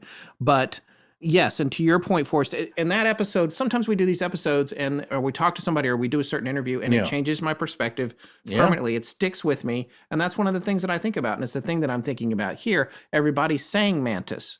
What kind of word is it? Because other folks were like, well, it's not really fully an insect. It's humanoid, but they couldn't make out the limbs. And it sounds to me like if it was in varying states of camouflage or it's shimmering in and out of visibility, whether that's existence or not, or just visibility, then yeah, it's hard to describe. Right. And that's something people already are just like, well, then if you can't see it, then it's not real. Well, we got to get past that idea because, I mean, if you just imagine, and for folks who don't know what the cuttlefish is, it's basically an octopus, but it is unbelievable at camouflaging itself. Wherever it goes, Yeah. it can disappear. You've seen these videos, trust me, on YouTube or whatever. Everybody's TikToking all day long. This thing, it just parks itself down on any color coral. It could be a piece of trash. It can be whatever, tire, and it disappears into it. Yeah. And if that can happen, then that can happen. That's a natural creature that's not an alien. That's a natural creature on this planet that can do that. Okay, so there's two concepts here. One, I think is a good distinction, and maybe employing both is, like I said, the natural bugs, the stick bug, the praying mantis itself, Right. octopi, they're not disappearing. It's an illusion, but they're still there. They've blended in. If you've ever been snorkeling, and I had the good fortune to be in Hawaii many years ago, and I had a day of snorkeling, and I got one of those the Instamatic camera that's in the Yes. plastic case, right? And it's very convenient. You take your photos, and then you just turn the whole thing in, and you get your photos back. And I'd never seen underwater sea creatures like that. You don't see Right. that in California that much unless you're way off and probably scuba diving. Here in Right. Hawaii, like they're just right there. Like there's a turtle. It's 4 feet away. It's looking at me. Right. And so I saw this really cool small octopus. It's like, oh my God. And I'm staring right at it. I mean, I'm right, not directly over, but just like 2 feet away. Like I said, off center. It's like I'm getting the camera out. I'm keeping my eye on it because I know it'll try and hide. And I'm still looking at it. And here's the weird thing. It curls up into a ball, and it looks like all the other rocks around. And I visually could not see it again. And I mean, I Right. was staring right at it. It's like, Right. because I know, like, okay, don't take your eyes away because you won't get it. And then it's like, well, I can take a photo, and I took a photo, and it just looks like a bunch of rocks. Like Right. that. Everybody's like, well, hey, look at the octopus. And people are like, I don't see anything. Right. So the Right. other case, though, we're talking about technology, and that is different. I think when you have the predator scenario, something that's cloaked, I do wonder if it is technology, if there's something about the water that's throwing it off. Right. Same thing, like I said, it can be foiled, like in the movie Predator. Remember when they covered themselves with mud so it can get a heat signature? Yep. And then once you had it in a net, you can kind of get around these things. Again, it's not perfect. That's the other thing about, if you believe in alien abduction lore, they're not perfect. They screw up. There's things they don't care about, like putting your socks and shoes back on correctly, or your dress, or whatever it is. Like, it's close exactly. enough. Or just dump the guy there. Come on, we got to go. It's Yeah. like they're not perfect creatures, and they screw things up. And here's the other thing that's kind of disturbing to me is that if these things are real, they don't think like you do. We've been talking about this aspect for a long time. People say, like, well, that doesn't make any sense. It's like you're going to apply your rationale to whatever this thing is, this bug. It's like what Jeff Goldblum says in The Fly. You know, he's fully transforming. He's given it that speech. He's like, I could be the first insect politician because we need representation. He's not a human anymore. He's something in the middle. He's a fly man. Fly. He's not thinking like Brundlefly. Exactly. He's a new thing, and he has different motivations, different reasoning, and you're not going to understand because you're not an insect. And you don't have any interest in eating garbage. Where he's like, no, it's got to be garbage for everybody. There's a candy bar and a pile of rotting fruit in every pot. So what I'm saying is that they don't think like us, and that to me is disturbing, because then you cannot really understand them, and they can't understand you. Although there are primal things like fear, surprise, that is Right. one thing that, again, to bring it back to, we're going to talk a little bit, just a little bit more about Terry Lovelace, because I think that has the most significant and disturbing but meaningful connections to me as far as the descriptions and what the motivations, what's going on here. We need to know what's going on here as much as we can. And when Terry describes, he locked eyes with whatever this creature was the commander, right? Is the captain of the ship, literally, perhaps something that's in charge, different from the other beings. And when it looked at him, because as Terry described it, for whatever reason, his head was frozen, his body was frozen, as were everyone else, but he could move his eyes, and he looked over, and I think he wasn't supposed to do that. Like I said, these things aren't perfect. Again, for people that don't know all the AL canon, Right. this is we're talking about Terry Lovelace, who Yes. has been on our show a few times, but initially was to tell an abduction story, and that we referenced earlier. We was talking about him and his friend Terry, and that was in Abduction at Devil's Den. Yes. If you go back through our back One of the catalog. most terrifying episodes we've done, as people have reported to us. So yeah, that was back in October of 2019. That was episode 155. If anybody Right. was looking for it, yeah. If you take the abduction phenomenon at face value here, and some of the elements being real, is that what people report is that, yeah, they try and implant memories, try to make you forget stuff, but it doesn't work. Memories still bleed through. You still have PTSD. You're still scared of, the story was of mannequins, or you see the book cover for Communion and it freaks you out. They're not perfect at it. It's close enough, and that's all they care about, because they don't really care about your feelings. They don't really care. Why are you screaming? I don't know. Just stop it. You're annoying us.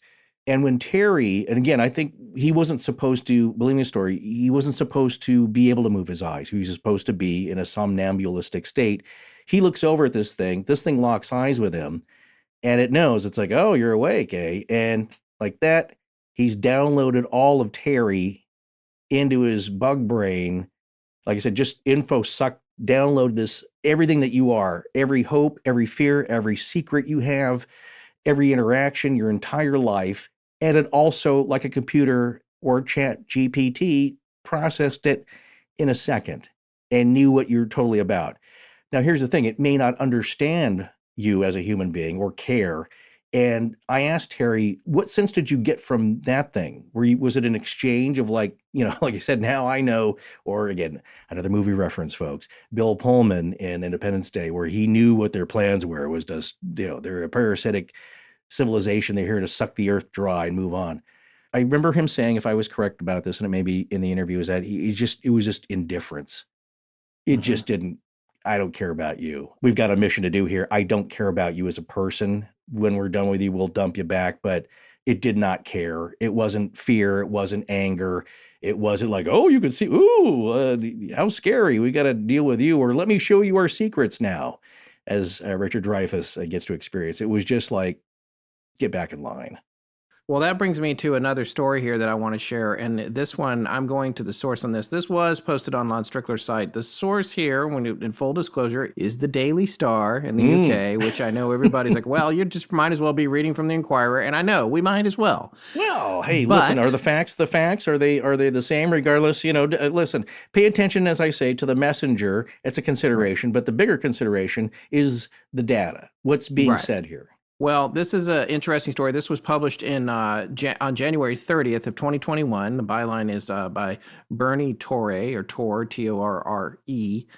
So this is just this recently, in 2021. All right. So a cyclist says he fled from an evil, in quotes, 7-foot-tall telepathic alien mantis, and has drawn a picture of the bizarre creature, which I'm looking at right now. We'll have a link to this.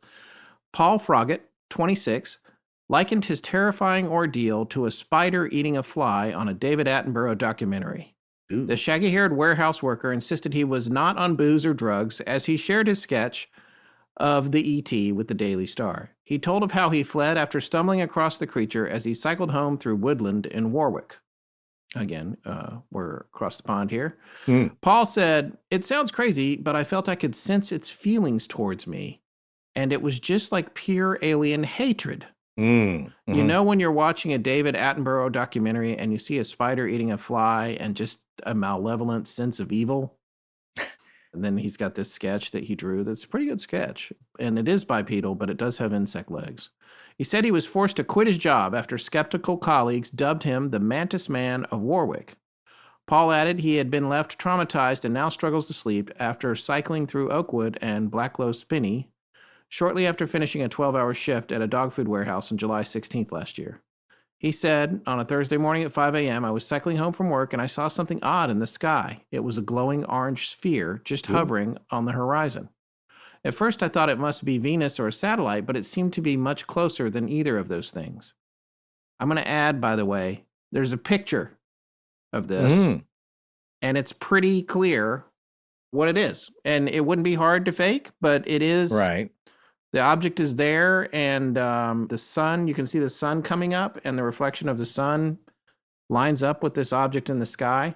Again, those are super easy things to do in Photoshop and After Effects, but I thought the image was going to say stock footage or something in this article, but it says image Paul Froggatt. That's the guy. So I think he took this picture of this thing he saw. All right, so again, I stopped on my way to take some photos. The object looked a fair bit bigger in person than visible in photos. This is when the object started to move around and rotate in shape. I could see it was circular with a part sticking out from the main body. When this started, I got the chills down my back and felt like there was something wrong here. I hurried on my way home. As I kept cycling, I could swear the object was moving along my course, but I just told myself it must be some kind of optical illusion. I entered a wooded area and lost sight of the object through the trees. Usually at this time of morning, there is a chorus of birdsong and insects, but the woods were dead silent. He continued, as I cycled down the path, I came around a bend. I saw something I will never forget. Standing a few meters ahead is what I can only describe as a humanoid praying mantis. This thing was at least 7 foot tall, light green with triangular head and big oval black eyes. It had all the features of a mantis, but stood on 2 legs and had a somehow human-like shape about it. I was completely frozen with fear, for what felt like an age, but was probably only seconds. I stared into this creature's eyes, and it stared back. I felt it could read my mind, and I could read its. My fear was replaced with completely alien thoughts of utter hatred and evil I felt projected from this thing. I suddenly snapped out of this hypnotic kind of state, and it made a step back as if it was going to pounce on me. That's where that article ends, by the way. But you can see the pictures he took. You can see an object in the sky pretty clearly. Everyone's like, where are the sharp pictures? These ones are pretty sharp. And then you can see another one where it's further up, and it would look like Venus or something, but the sun's coming up, so I would have to do a little math and astronomy there to see if that's what he would have seen from there. But the thing that's closer, definitely not a star. It's either a fake or it's something indescribable. And then he draws this mantis. But the thing to me, it's, of course, he can be familiar with all these instances that are happening over here, but there's a lot of details. He's talking about the mind reading. He's talking about the feeling he's getting. He's talking about fear. He's talking about the silence in the forest. And on his way home. And when you think about somebody like this, if you believe any of this at all, I'm sure folks are just like, what are you talking about? But like, if a guy has a story like this, who is going to publish it? Nobody. So then it winds up in somebody like the Daily Star who publishes it, and it's immediately labeled. But if he had gone to, the New York Times or, whatever equivalent, the BBC, they might have said, yeah, we're not good. What are you talking about? Go away. Go away. You bother me, kid. So it's, what are you going to do? I don't know. But there's a lot of common ground there with the nature of his experience and the other ones we were reading about, which I thought was interesting. So I see why Lon picked it out. Yeah, no, and in this description, and again, the guy was a good enough draftsperson to sketch out, and this is very bug-like, okay? This is more traditional bug-like. But again, instead of, what's the mantis got? 4 legs? There's 6 legs. It's got 6. It's got the 4 in the back that are like a table, like the 4 legs on a table, a small end table. And then the 2 arms up front for the... These are very much, they got the spiky, spindly arms of the mantis, but the 2 legs here. So you wonder, is this some kind of variation? But everything, it tracks with these other stories. And to boot, he's got some pretty good orb photos that are as good as you see on anything on UFO Twitter these days. Some kind of shiny thing. And in fact, if the Pentagon released this as the Reaper drone footage, it's like, that seems about right. It's nothing too outlandish, but these are pretty good. So altogether, we're judging these for a TV show. I say pretty good offering here. There's a lot of things that are the same. And you wonder then about, this is not uncommon as well, people getting a sense of hatred of anger, of something towards you. You don't know, like, I didn't do anything. Like, are you just upset at human beings? I can understand that if you've been watching anything for the last, just since the beginning. You could be unimpressed and angry at us just of like, oh, you people, you're awful. Just as soon as we can end all this, our culture is going to do it, which is scary. But people do get a sense, like I said, that's part of the experience. And I know people have laughed at me personally, just in the emails and responses we've got when I've asked people, like, did you get a sense of a sex, male, female, anger, hatred, neutrality? I always ask people that because they generally do. It could be any kind of encounter. It's just like, and sometimes it's nothing. It's like, no, it didn't seem all that weird. Like I said, maybe like the UFO encounter that's also described by Patrick in Ryan Sprague's Somewhere in the Skies in that same episode. This is a story that's prior to the Orb in the Woods story that we just relayed. And the Mantis Man. One. Yes, the northwestern Montana story. The guy that they were with, who's quite a character, when he essentially kind of led them to a massive UFO sighting, he seemed kind of bored. He's like, I've seen a bunch of these. And they were so blown away they fell backwards in the snow weeping because it's just like, it just blows your mind about reality. Whereas this guy's like, usually these things are traveling in groups of 4 or 5, but this one seems to be a solo. Okay, let's move on.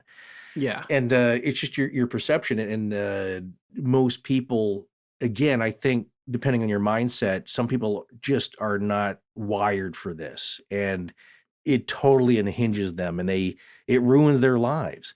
And so you got to be careful. I don't think you know what you are until it happens to you, because like I said, there is a inherent feeling down to your core that happens with all of these, we're with most of these encounters, many of them.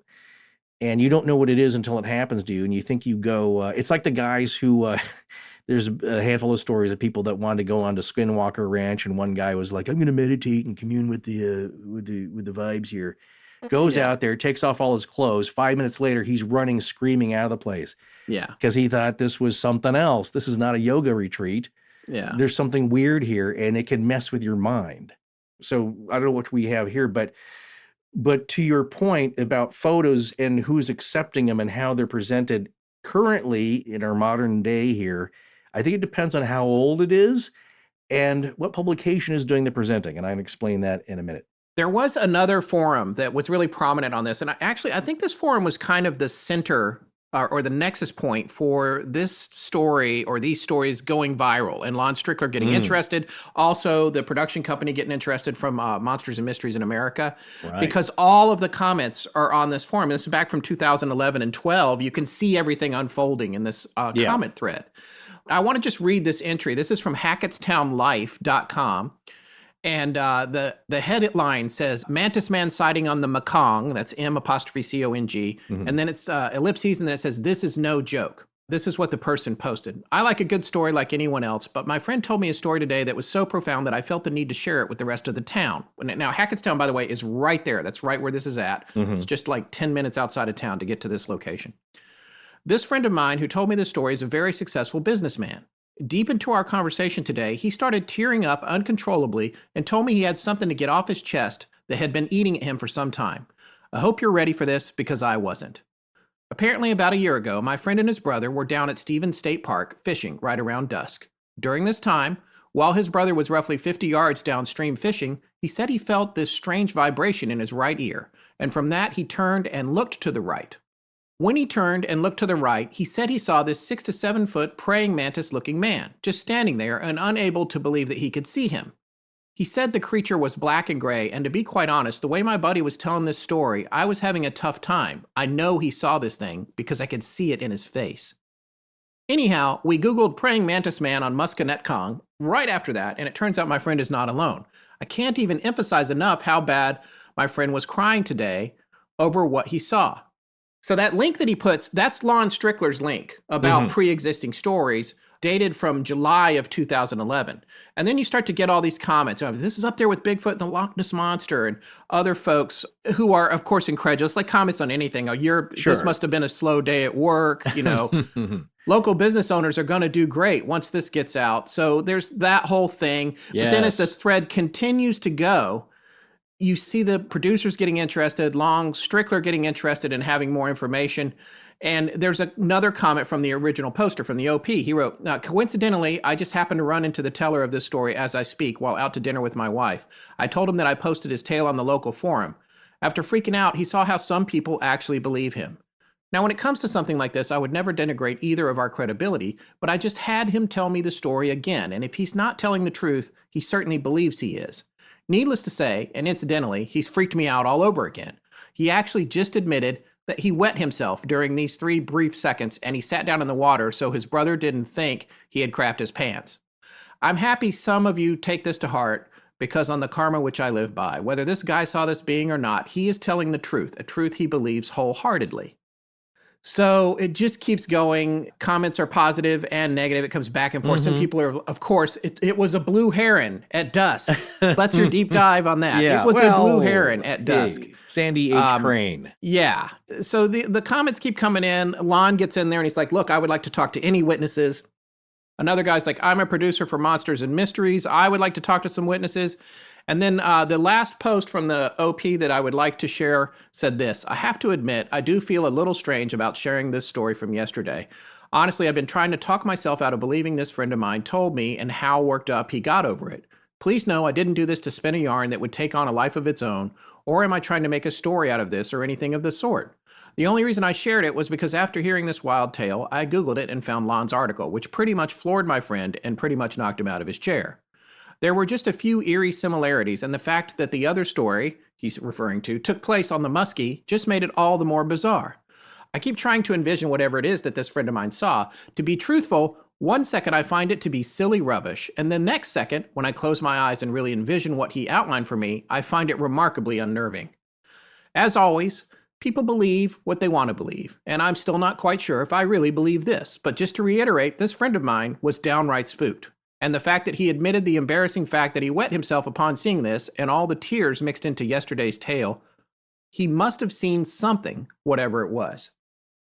So here's what I think is interesting about this. Now, here, the person that he's talking about here, I think is referred to as Mark in the one story. It's hard to keep track because people are using pseudonyms. Right. I think it's Mark in the one story. It's definitely the guy who is Joe Parenti. in the, and let's Monsters make and this Mysteries clarification episode. now, is that he had an uncontrolled release of number 1, not number 2. Well, no, he said in Monsters and Did he? Mysteries, I think he said number 2.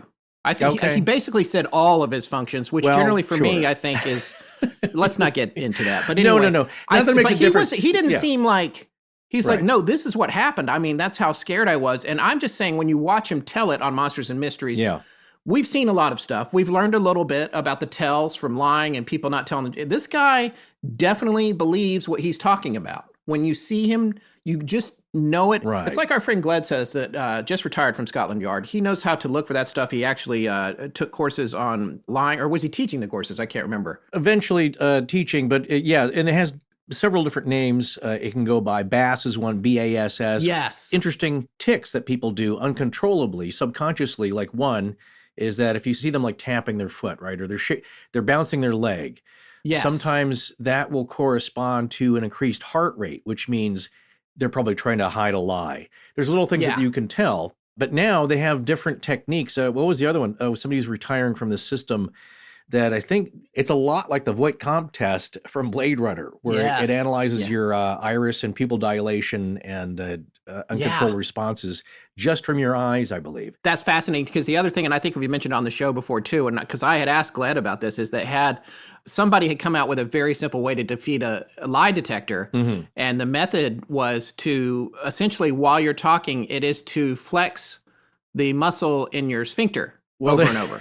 There is a So, and I yeah, mentioned there is that a to Gled, there's a and he said sensor, now there's yeah. sensors in the cushions that look out for that. So Right, if you're going to do right. that, you're also going to have to suspend your butt, I guess, over the seat. There's a lot of debate on it. It is not admissible in court because, of course, it can be beaten. You can get false positives, of course, like everything else. But a lot of people still will look to that. The old-fashioned lie detector, which was a galvanic skin response and all that kind of stuff, because it gives you a baseline. Like you said, people, they don't have anything to cling to for believability. So it's like you can use that to your defense. Like, well, he passed a lie detector test. It's like, Yeah. well, okay, well that's something. Or they failed a lie detector test, and that immediately again that's preconceived notions. And what you see here is that you didn't see anything. You saw a big old crane that was in the water 5 feet away from you, and you just didn't realize it was a big crane. It was scared. You've been fishing your whole life, and you can't tell what a bird looks like. But here's the thing: is that these other sightings, and of course it goes for any cryptid. Obviously, there are mistaken identities with all kinds of creatures, but when it's this close, that personal, and multiple witnesses, like I said, in the Patrick story, the brother was right there and saw it too. Now, again, you have to go with a little bit of this if you're just going to analyze it and not dismiss it outright. We don't know those brothers, but, again, that shared experience resulted in the brother having PTSD for the rest of his life and being estranged from his brother and wouldn't talk about it. And again, that fits the pattern of all these other stories, which is either just an ongoing writerly trope that everybody who publishes these stories manages to conjure up. The sibling, they never talked again. They had a terrible relationship. That other person had a downward spiral and a tragic end. And it's just something that everybody puts into these stories, or there's something real to that aspect. Right. And that's what's fascinating. But the other thing I wanted to mention here, and now I can't remember which story it was, if it was the one with the brothers or the other story. They both took place in the same area. Yeah. But one of them said in one of the retellings that, I want to be clear, it didn't have the mantis front, like the praying front arms. No. They didn't say it had humanoid arms, but they're saying it didn't look like that. It didn't have like the folded striking arms. Yeah. Where it gets its name is that people think it looks like it's praying with its hands together, or its appendages, it's the front tiny appendages. Insect hands. Right. Yeah. But it has, obviously you need some, well, if you're going to pilot and captain a spaceship, unless you're just the brains. And here's the thing, you can develop in several different ways, either like us monkeys here, and you have opposable thumbs, and that helps you. Or, the other one's debated is the often described aliens with the long, slender, very flexible Gumby fingers. And it's like, what, no thumb? I always thought that. What do you mean no thumb? That's hard to grab things and manipulate tools and buttons and dials. And maybe they don't have all that. Maybe a lot of it is then psychic, as Ben Rich hinted at, that the famous quote I mention all the time. It's like, people think like, well, it must the manual on reading, how to fly a spaceship must be like several Manhattan telephone books. Or as we just saw in Maverick, it's like when they remember the manual for the F-18 is really thick, and you throw it in the trash. You're not going to need all that. Right. No, high technology advancement, evolutionary advancement, if you want to go there, does not get more complicated. You leap over that stuff. If you can pilot a spacecraft with your mind, as Ben Rich said, is with ESP, and he said that's how they fly or controlled, then you don't need the years of training and a thick manual and a bunch of wires and dials and electrodes and all that. It works at a totally different principle. But if you're an insect, like, how do you grip things? So I was going to say the often described alien with the 4 long, slender fingers, some people have described little suction cups on the end of that. Yeah. On the end of those fingers. Like, well, that's how you grab stuff. And it's a different system, totally. We're always trying to apply our human things. Well, that doesn't make sense. Right. It's like, we're not talking about humans anymore. You got to get that out of your head. Yeah. You're trying to apply, like you said, the comedy rules. What was it, the Logic Police, to a comedy sketch? Like, we're outside of that now. This is comedy. Yeah. Different rules apply. But in any case, I mean, these comments are interesting, like I said, and it lines up with the responses to everything. You have some believers, you have some people like, well, that can't possibly be true. So this is all baloney. And then people are flocking to the Musconetcong to go fly fishing because they want to see a 8-foot tall, being. And then, of course, in some towns where it's very prevalent, it's become part of their lore. You do have festivals. And for a little tiny town, it can bring in visitors, this and that. But like I said, it's a weird thing for someone to start. It's like, this is Praying Mantis Town. Come on, visit. We're going to have a festival. It's like, really? That's not really the same as Mothman Days. Or it's not the same as... It's not really the same setup where you have the whole town witnessing something and it becomes a trope. It's kind of hard to start that by yourself, right? Yeah. You're just a singular guy with your one sighting, and you're trying to turn that into a festival days. Like Kecksburg or any of these where they have the town has embraced it, and now it brings in money and a festival and visitors, and people go to flock to the little museum. That's not happening here. Right. As far as we know.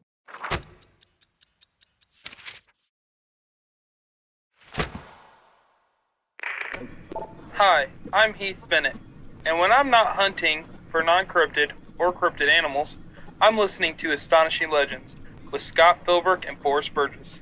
Now back to the show. Let's talk about when praying mantises started. This was an interesting article that we found. It's from Earth.com by Richard Pillardi, a staff writer for Earth.com, and we'll have a link to it. I wanted to read some excerpts from here because I thought this was pretty fascinating. One fossil of a possibly early form of mantid, which is the praying mantis family, has been dated to 270 million years ago. And what are clearly mantids appear in Jurassic strata beginning 200 million years ago.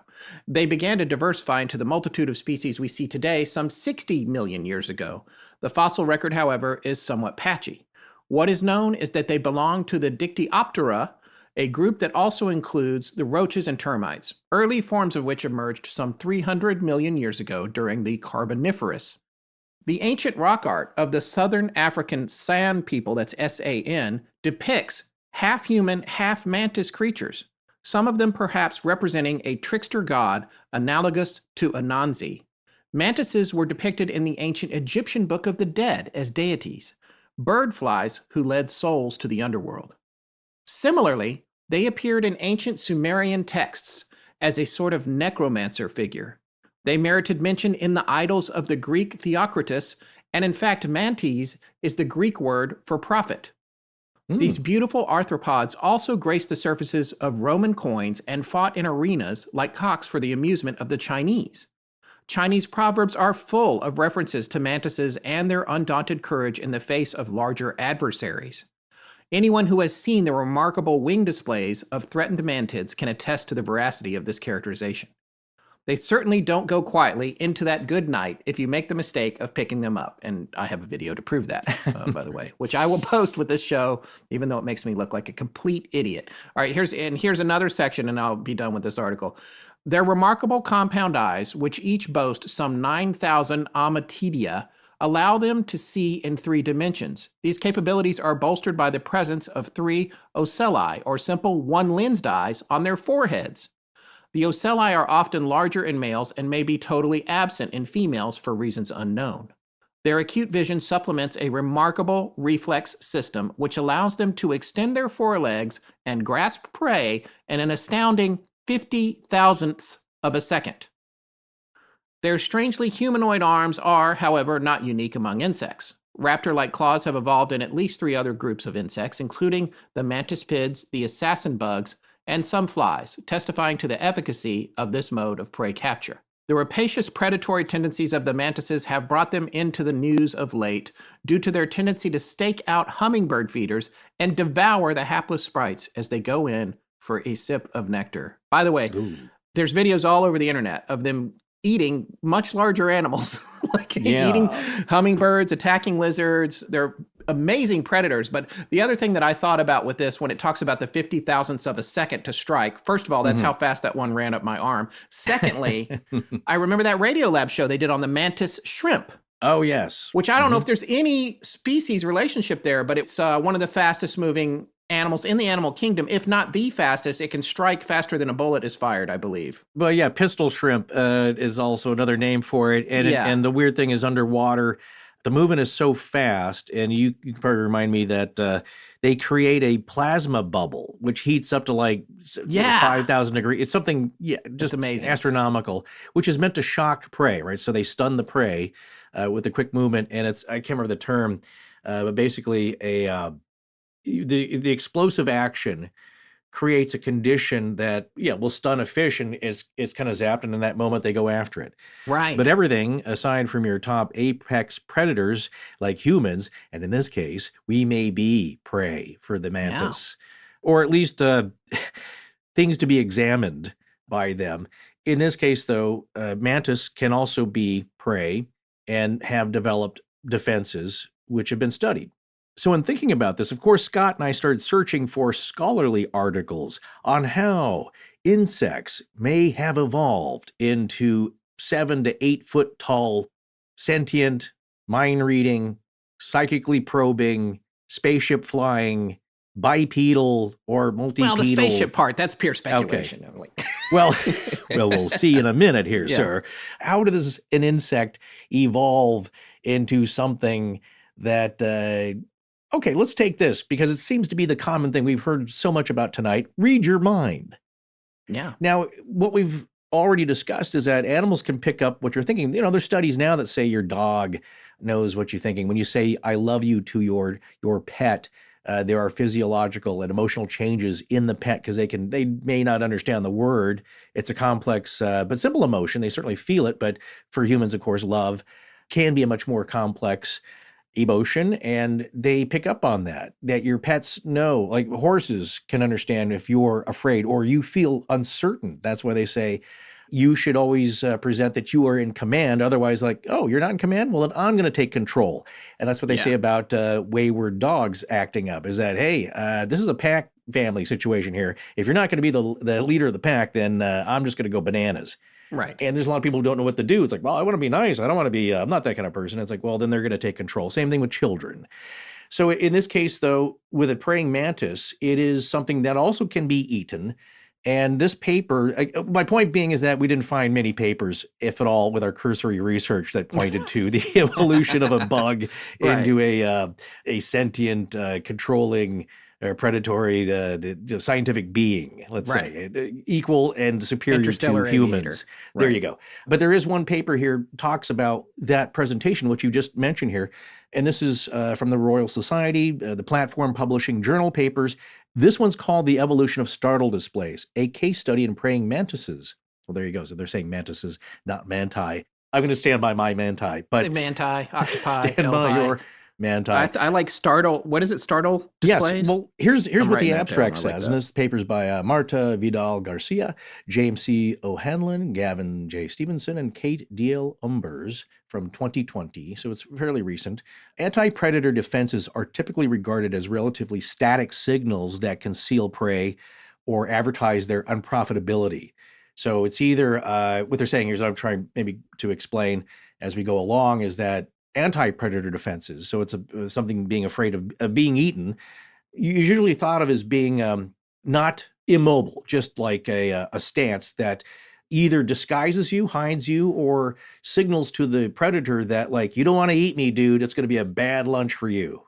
So I'm poisonous, I'm toxic, I'm going to taste bad, you're going to get killed yourself, just stay away. That's what they mean by unprofitability. It goes on to say, however, startle displays, which is what the mantis displays, are complex performances that deter or confuse predators and can include a spectacular array of movements, colors, and sounds. Yet we do not fully understand the mechanisms by which they function, their evolutionary correlates, or the conditions under which they are performed and evolve. So here we present, to our knowledge, the first phylogenetically controlled comparative analyses of startle displays, including behavioral data using praying mantises as a model system. So what they're doing is that, what they're saying is that the praying mantis has a, you could say, somewhat unique set of startle defenses, which, and the reason this is relevant, I believe, not only because of your evolutionary, your intro here, is that what we're seeing with all these cases, this thing was just as startled to see the human as the human was to see them. They're like, what are you? Either you're not supposed to see me, and my suit's malfunctioning, I got to take it back to the shop. The water's making it malfunction, or I was just minding my own bug business in the river trying to catch fish, and then here you pop up into my purview, and now I'm just as freaked out. Yeah. And then they both have an ignominious departing of each other. So it's a startle display and a startle response, perhaps by both. So the paper goes on to say about the background, because they are a matter of life or death, anti-predator defenses have long captured human attention, and emergent research has provided a deep insight into the underlying evolutionary processes. Number one, concealment through camouflage strategies such as crypsis and masquerade. So that's like your stick bug, what we're talking about, blending in like the octopus. And they help prey to avoid detection and identification by predators. Whereas this is the other type, aposematism, I think I'm saying that right, advertisement of unprofitability, as we just said, toxicity or weaponry. So I'm going to be toxic, or I got some bad kung fu moves I'm going to put on you and you're not going to like it. Typically provides protection by predator learned avoidance. So the predator comes to learn, like, oh yeah, no, you're weird looking black and white thing, or the coloring is like a frog, very brightly colored so the bird knows to avoid it. Those things are typical and displayed by mantises. So anyway, to wrap up that paper's findings, and again, it's fascinating, it's very detailed, and it just kind of compares startle displays from the mantises with other bugs and other creatures that rely on this to survive in their world. And of course, if you're talking about an advanced being like humans, because some humans think that they are the be-all, end-all of everything in the universe, well, all of us, no matter how smart we are, how tough, all get startled, all can lose our bodily functions in an extreme moment. You can't help it because that's a physiological response, which is specific to our nature, let's say. And, and when you're presented with a really far out encounter, you don't know what you're going to do till it happens to you. And you don't know how you're going to react until afterwards. So the discussion here at the end of the paper just says, startle displays are spectacular performances to deter or confuse predators, which can greatly increase biological fitness. So a startle display ensures your survivability as a species. The study provides, to our knowledge, the first comprehensive picture of the evolution of startle displays and their components in a phylogenetic framework. So basically just goes on, it's a very comprehensive study, and correlations between body size of the insect, species, just the different signals in display presence, all that stuff. Going back to tying this in, remember that the one description, the guy said it kind of spread out its wings. He thought it had wings. Yes. Yeah. And it puffed out its chest a little bit. Right. And that again, it's just like, don't mess with me. I don't know what you are. I got big wings. I got pinchers. Yeah. And again, that sounds like a lot of animals when they get startled, of course, just puff up, and because they don't know what you are. They have to assess the threat in a matter of seconds. And it's not like this thing was waiting and lying in wait, ready to attack, right? It just would have pounced on him and chewed his head off. Right. This thing was also startled and had a display of like making itself look bigger, even though it was the larger creature. So I'm talking about a perhaps universal response that is evolutionarily generated here by all creatures, no matter where you are in the universe, maybe, or it could be completely different. Now, going off that idea, a couple of other articles I found, and this is really fascinating specifically to the mantis, because now we're talking about things we do know about mantis creatures as bugs. I found this fascinating just from a academic and sociological standpoint, in that if you have a creature like the praying mantis, it is suitable or usable by both sides to argue for the evidence of evolution and for the evidence of creationism. Oh, right. And if you can capture both sides, like we hope to do, Scott, is confound, frustrate, and irritate both sides of the aisle, you know you're doing something right. And that is what the mantis has seemingly been able to do just by being its own little weird self.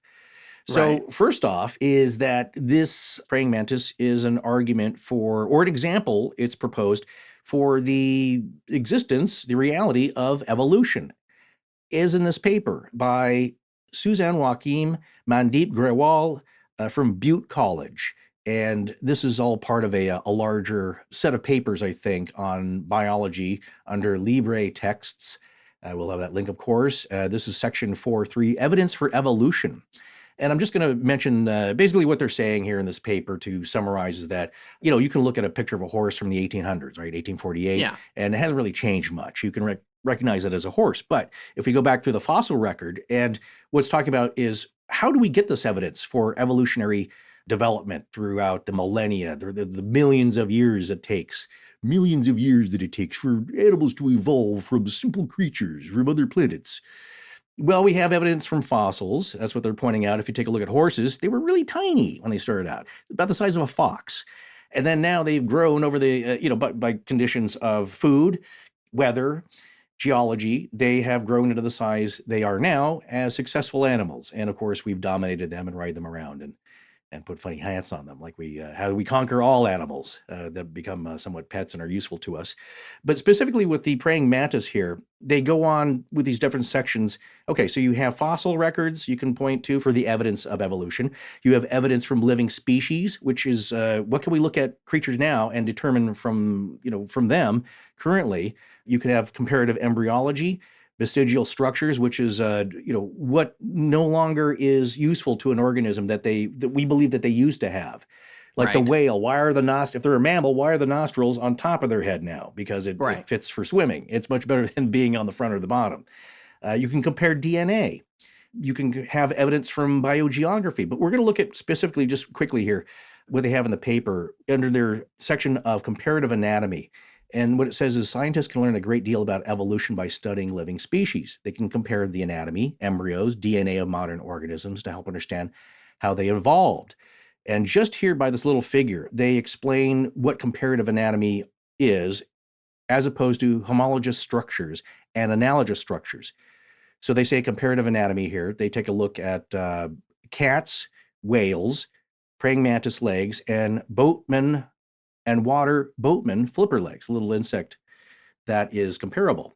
So what they're saying is in this diagram is mammals, such as cats and whales, have homologous limb structures. And that means with a different overall look, but the same bones. Okay? Cats and whales don't look the same, but they have a similar bone structure. Right. Insects, such as praying mantis and water boatmen, also have homologous limbs.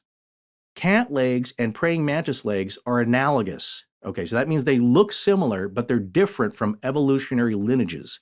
They're from different lineages. So they look the same, right? And the same as structure, but they're obviously two different things. So comparative anatomy is the study of similarities and differences in the structures of different species. Similar body parts may be homologous structures or analogous structures. Both provide evidence for evolution. Homologous structures are structures that are similar in related organisms because they were inherited from a common ancestor. So earlier, what you're talking about, the common ancestor, they think may be a cockroach or something similar. Or a termite or termite, right? Yeah. And it's a common, simpler bug maybe, but from that, different things have sprung up over the millions of years since. Right. The paper goes on to say, these structures may or may not have the same function in the descendants. This figure 433 shows the upper appendages of several different animals. They all have the same basic pattern of bones, although now they have different functions. All these animals inherited this basic bone pattern from a common ancestor. Analogous structures. Now, this is where it's more interesting because maybe we do share something with the 8-foot-tall mantis creature, even though we're totally different organisms. It's a bug, we're a mammal. Analogous structures are structures that are similar in unrelated organisms. The structures are similar because they evolved to do the same job, like your arms. I'm interjecting here as we go along. You can tell where my not so smart comments are interfused with this smart paper. In that, you have legs, right? But our legs are not like bug legs. No, but they have the same function. My dog has 4 legs, but that's right. I like to call her front 2 legs arms. Right. Well, yeah, exactly. It's like, well, how do you? Yeah. What would be better on genes on a dog? Do you put do they have the waistline around the entire length of the dog, or just around their stomach? Just around the back 2 legs, yeah. Because genes fit legs. So again, that's another way of looking at it or thinking about it. The paper goes on to say, not because they were inherited from a common ancestor. Okay, so we don't have some yellow monkey man in an underground tunnel in Bulgaria waiting to be discovered, and he's going to be pounded from clay into a human being or maybe something else like a T cell, right? Right. Can grow into anything. This is obviously, if you believe in evolution, we have different ancestors, no matter what planet you're from. For example, the wings of bats and birds shown in the figure that follows, they look similar on the outside and have the same function. However, wings evolved independently in the 2 groups of animals, bats and birds, right? Interesting. Right, so they do the same thing. Yeah, I mean, that makes sense. They don't fly the same. I had never thought about this. That's pretty fascinating. And this is apparent when you compare the pattern of bones inside the wings, right? Right. All right, well, to wrap up this paper, essentially the little diagram here shows you parts of the bones which are similar. So the examples they provide for homologous mammals, right? A cat leg and a whale flipper have the same bones, but of course they look different, right? And again, I am no scientist. This is, but apparently what the chart's showing here is that it's a diagram of 4, and this is what's interesting, is that for homologous animals, which we just explained, the cat leg and the whale flipper are the same. Homologous insects, like the praying mantis and the water boatman flipper leg, have the same parts and are basically the same structure, but they're not exactly the same. The water boatman, that's that little bug that swims around on its back, I think. I think so, right? It has Yeah. a little, it's got the little Yeah. flipper, the water skippers. Because I had we to call Google them. it while you were talking about it. I was like, what is that? And then when I saw it, I was like, oh, I know that guy. You see him when you're out on a lake or something. He's cute. little Right, dude, right. but he's like swims upside down and backwards, I think. I There's think I could be wrong. They're very, Again, they're very not cool. a scientist. Not a scientist. Here's the point of that diagram, though. Where they're talking about being analogous, like an analogy, right? Is that the cat leg and the praying mantis leg are similarly shaped. They've got that crook, that bend. Yeah. But two different species, of course. And so it's an analogy, but different bones with a similar pattern. Same thing with the whale flipper and the boatman leg. They both paddle water, but they look completely different. So it's an analogy for a flipper, but two different things. Anyway, so that's what I'm saying is that, okay, so talk about the differences between humans and mantis people is that, two different species, but they both evolve, if you believe in evolution, in two different pattern lines of lineages for utilizing the same function. Right. At the end, you both want to pilot a spaceship. So you have similar things, but I got bug arms and I got bug legs. Well, too many legs on the spaceship or whatever. It just didn't need those, so it pared it down to two, perhaps. Right. That's why, like I said, what's more efficient for doing these kinds of things? Perhaps, as Patrick described, the raccoon lucked out with thumbs. See, wash it because they like to wash their food. As with Patrick said, it's like this thing had the motor functions of a human, but did not look human. Right. But it did the same thing because, again, would it be more efficient to look and act and move like a bug with the quick, well, if you're just going to eat bugs for the rest of your evolutionary life, sure. If you're going to do bigger things, maybe our shape is more evolutionarily efficient.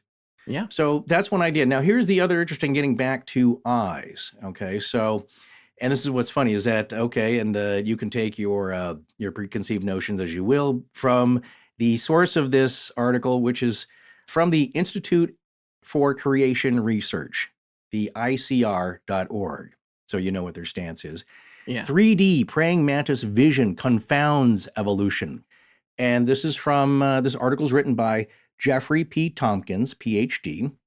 Quickly skimming over this article and his argument, in the animal kingdom, many types of creatures use stereo vision to determine the distances between them and visible objects. In humans, each of our eyes records a slightly different version of what is observed, right? That's how we get the 3D effect. Mm-hmm. That's what 3D glasses do for you. Right. These two different views are then accurately merged in our brains to produce a single image, computationally using the difference between the two images to allow us to visually gauge depth and distance. Like I just told you earlier, my friend who lost an eye has trouble with depth perception, and he didn't know how large or big that fly was or how far away it was. Right. It was just close up, so it looked huge to him. Right. That's why, animals, again, we're predators, and it makes it advantageous for us to gauge the distance of prey.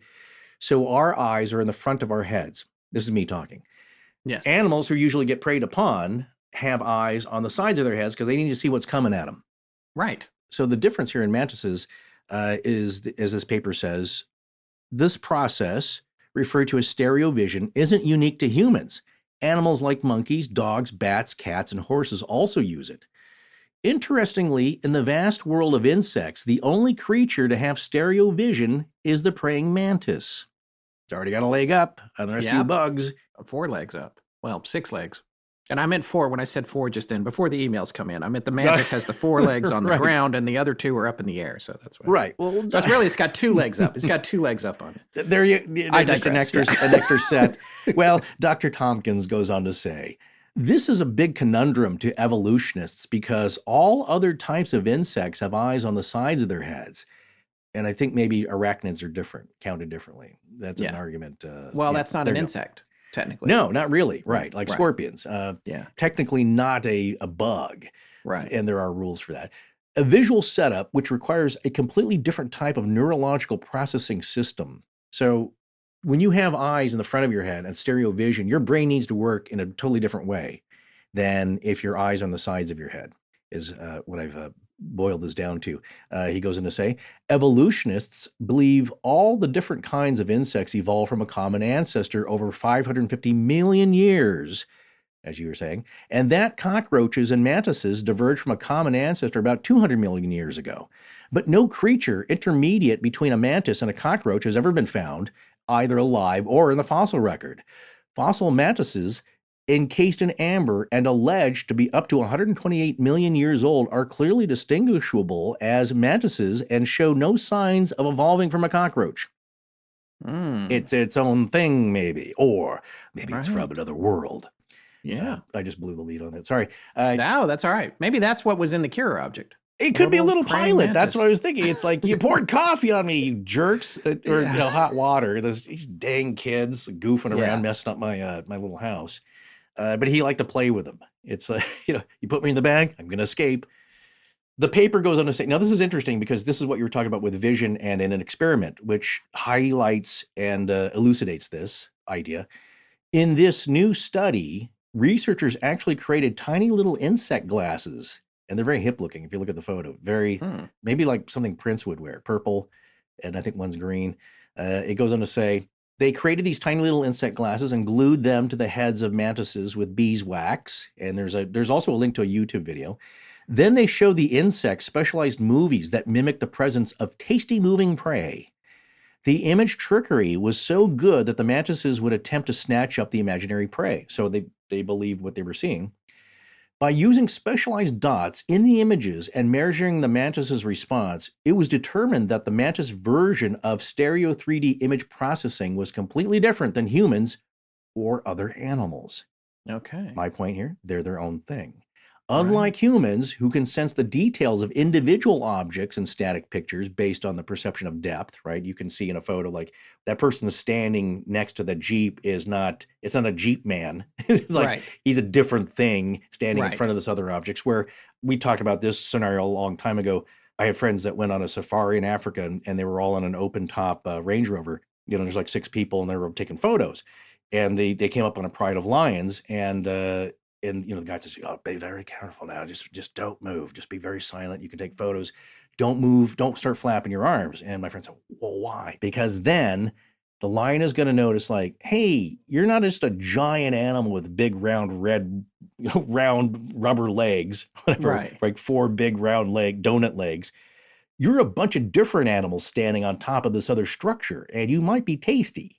You're an hors d'oeuvre tray. Exactly. You're crudité. Because they then will distinguish that you are different from the thing that you're standing on, not as all one thing, which is fascinating in how animals perceive reality.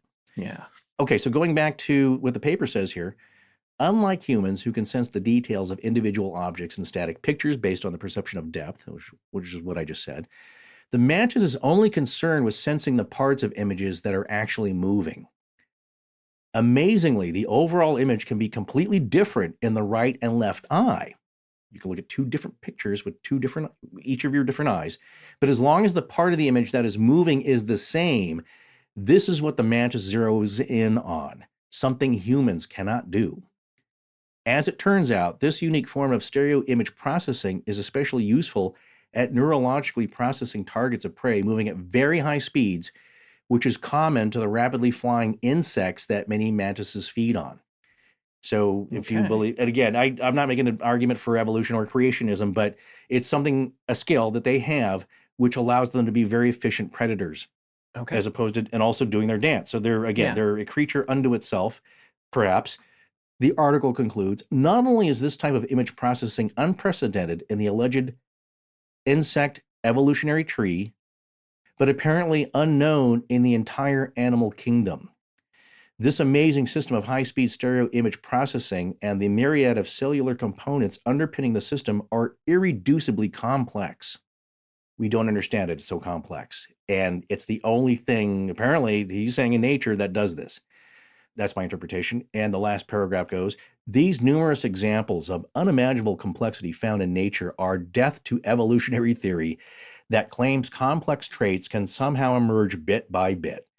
The sudden appearance of highly sophisticated all-or-nothing systems in the spectrum of animal life with no evolutionary precursor can only be explained as the handiwork of an omnipotent creator. That is the doctor's words. Yeah, we're just saying that's his conclusion. argument, is that Yeah. this thing is so unique, and especially you could tell by the way it processes visual imagery in stereo, unique to itself, that this thing did not evolve from cockroaches or anything else. Right. Right, Okay. because wouldn't other insects utilize the same thing?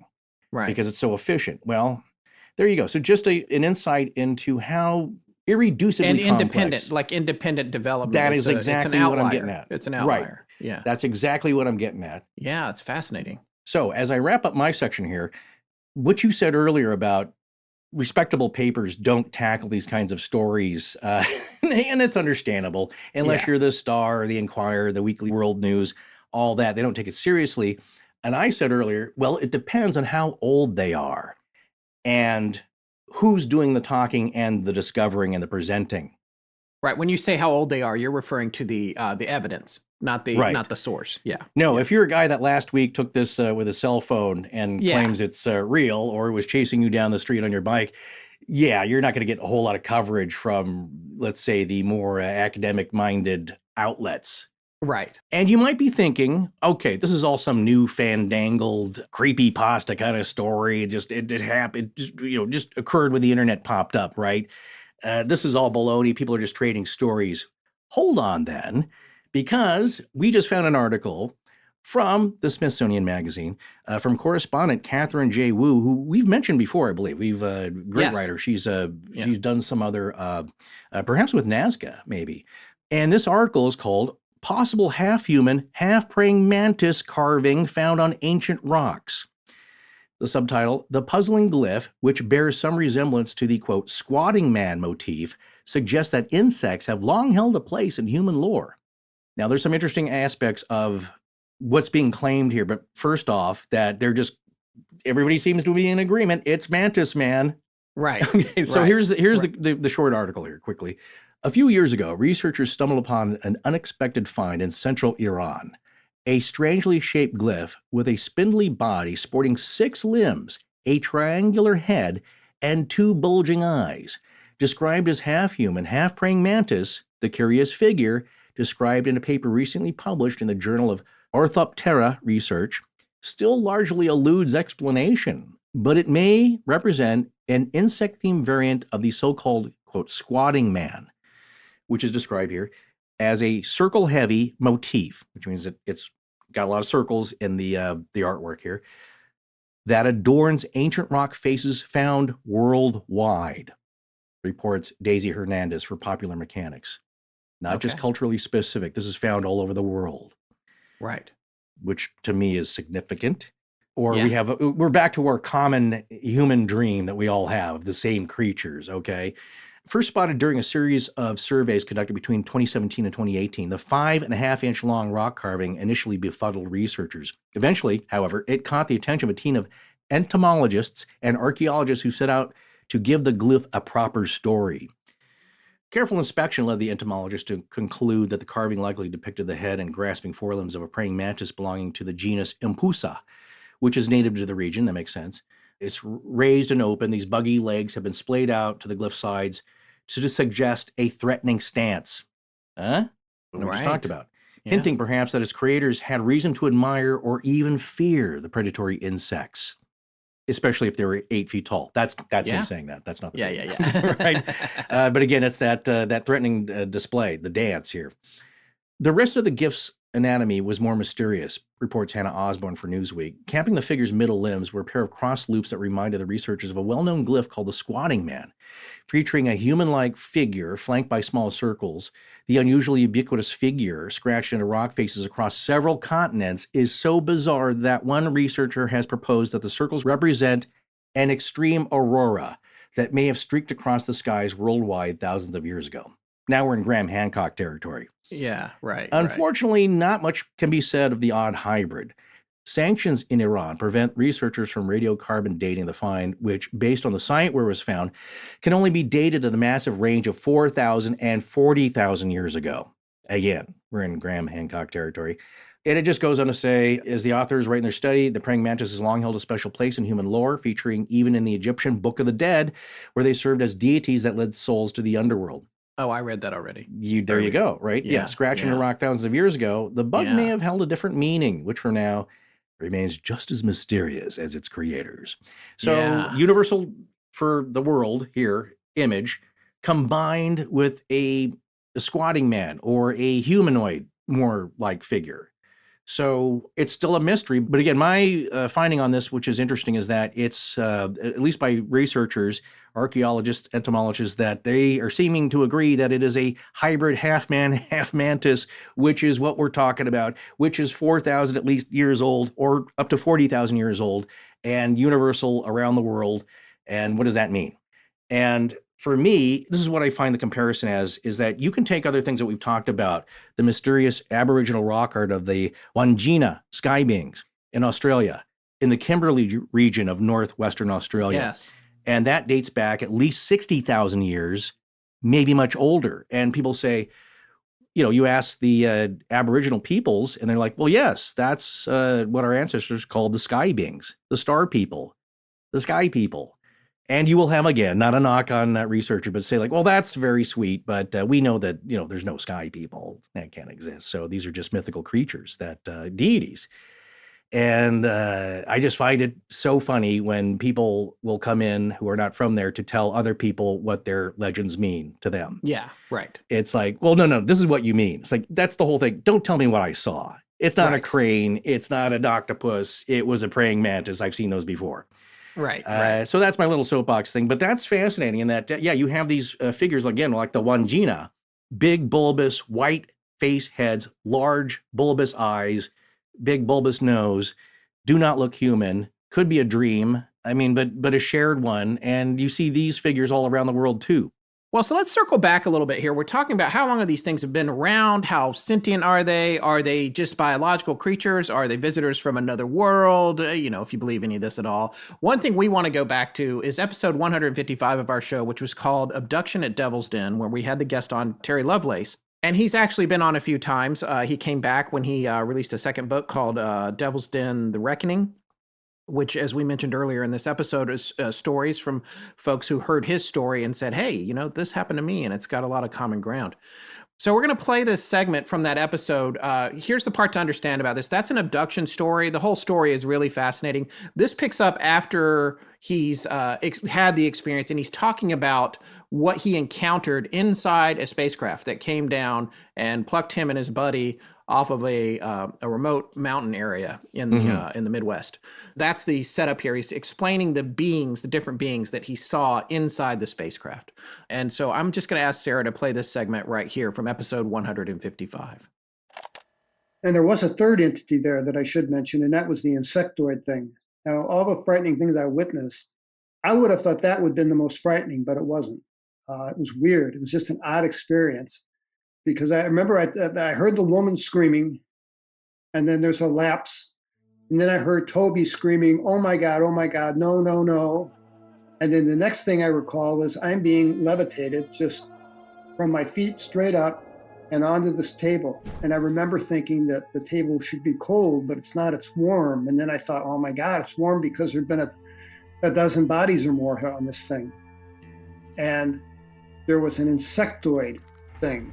A lot of people have reported seeing this thing. A lot of people call him what I called him. I called him Dr. Bug.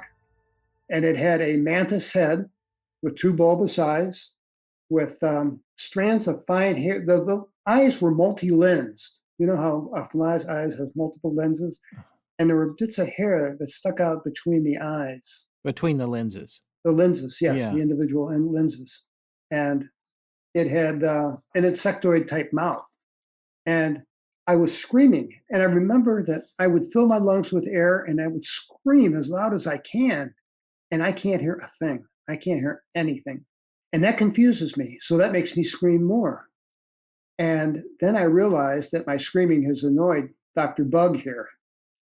And this thing turns, because he's at my feet, they're doing something to my lower back.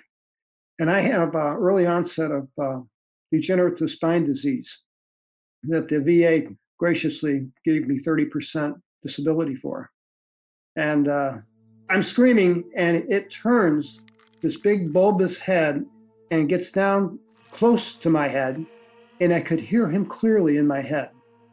like any spoken word, without accent, but I heard him speak, and he was annoyed. And he says, "Why are you screaming? Stop screaming. You know we don't hurt you. You know we take you back. Stop screaming."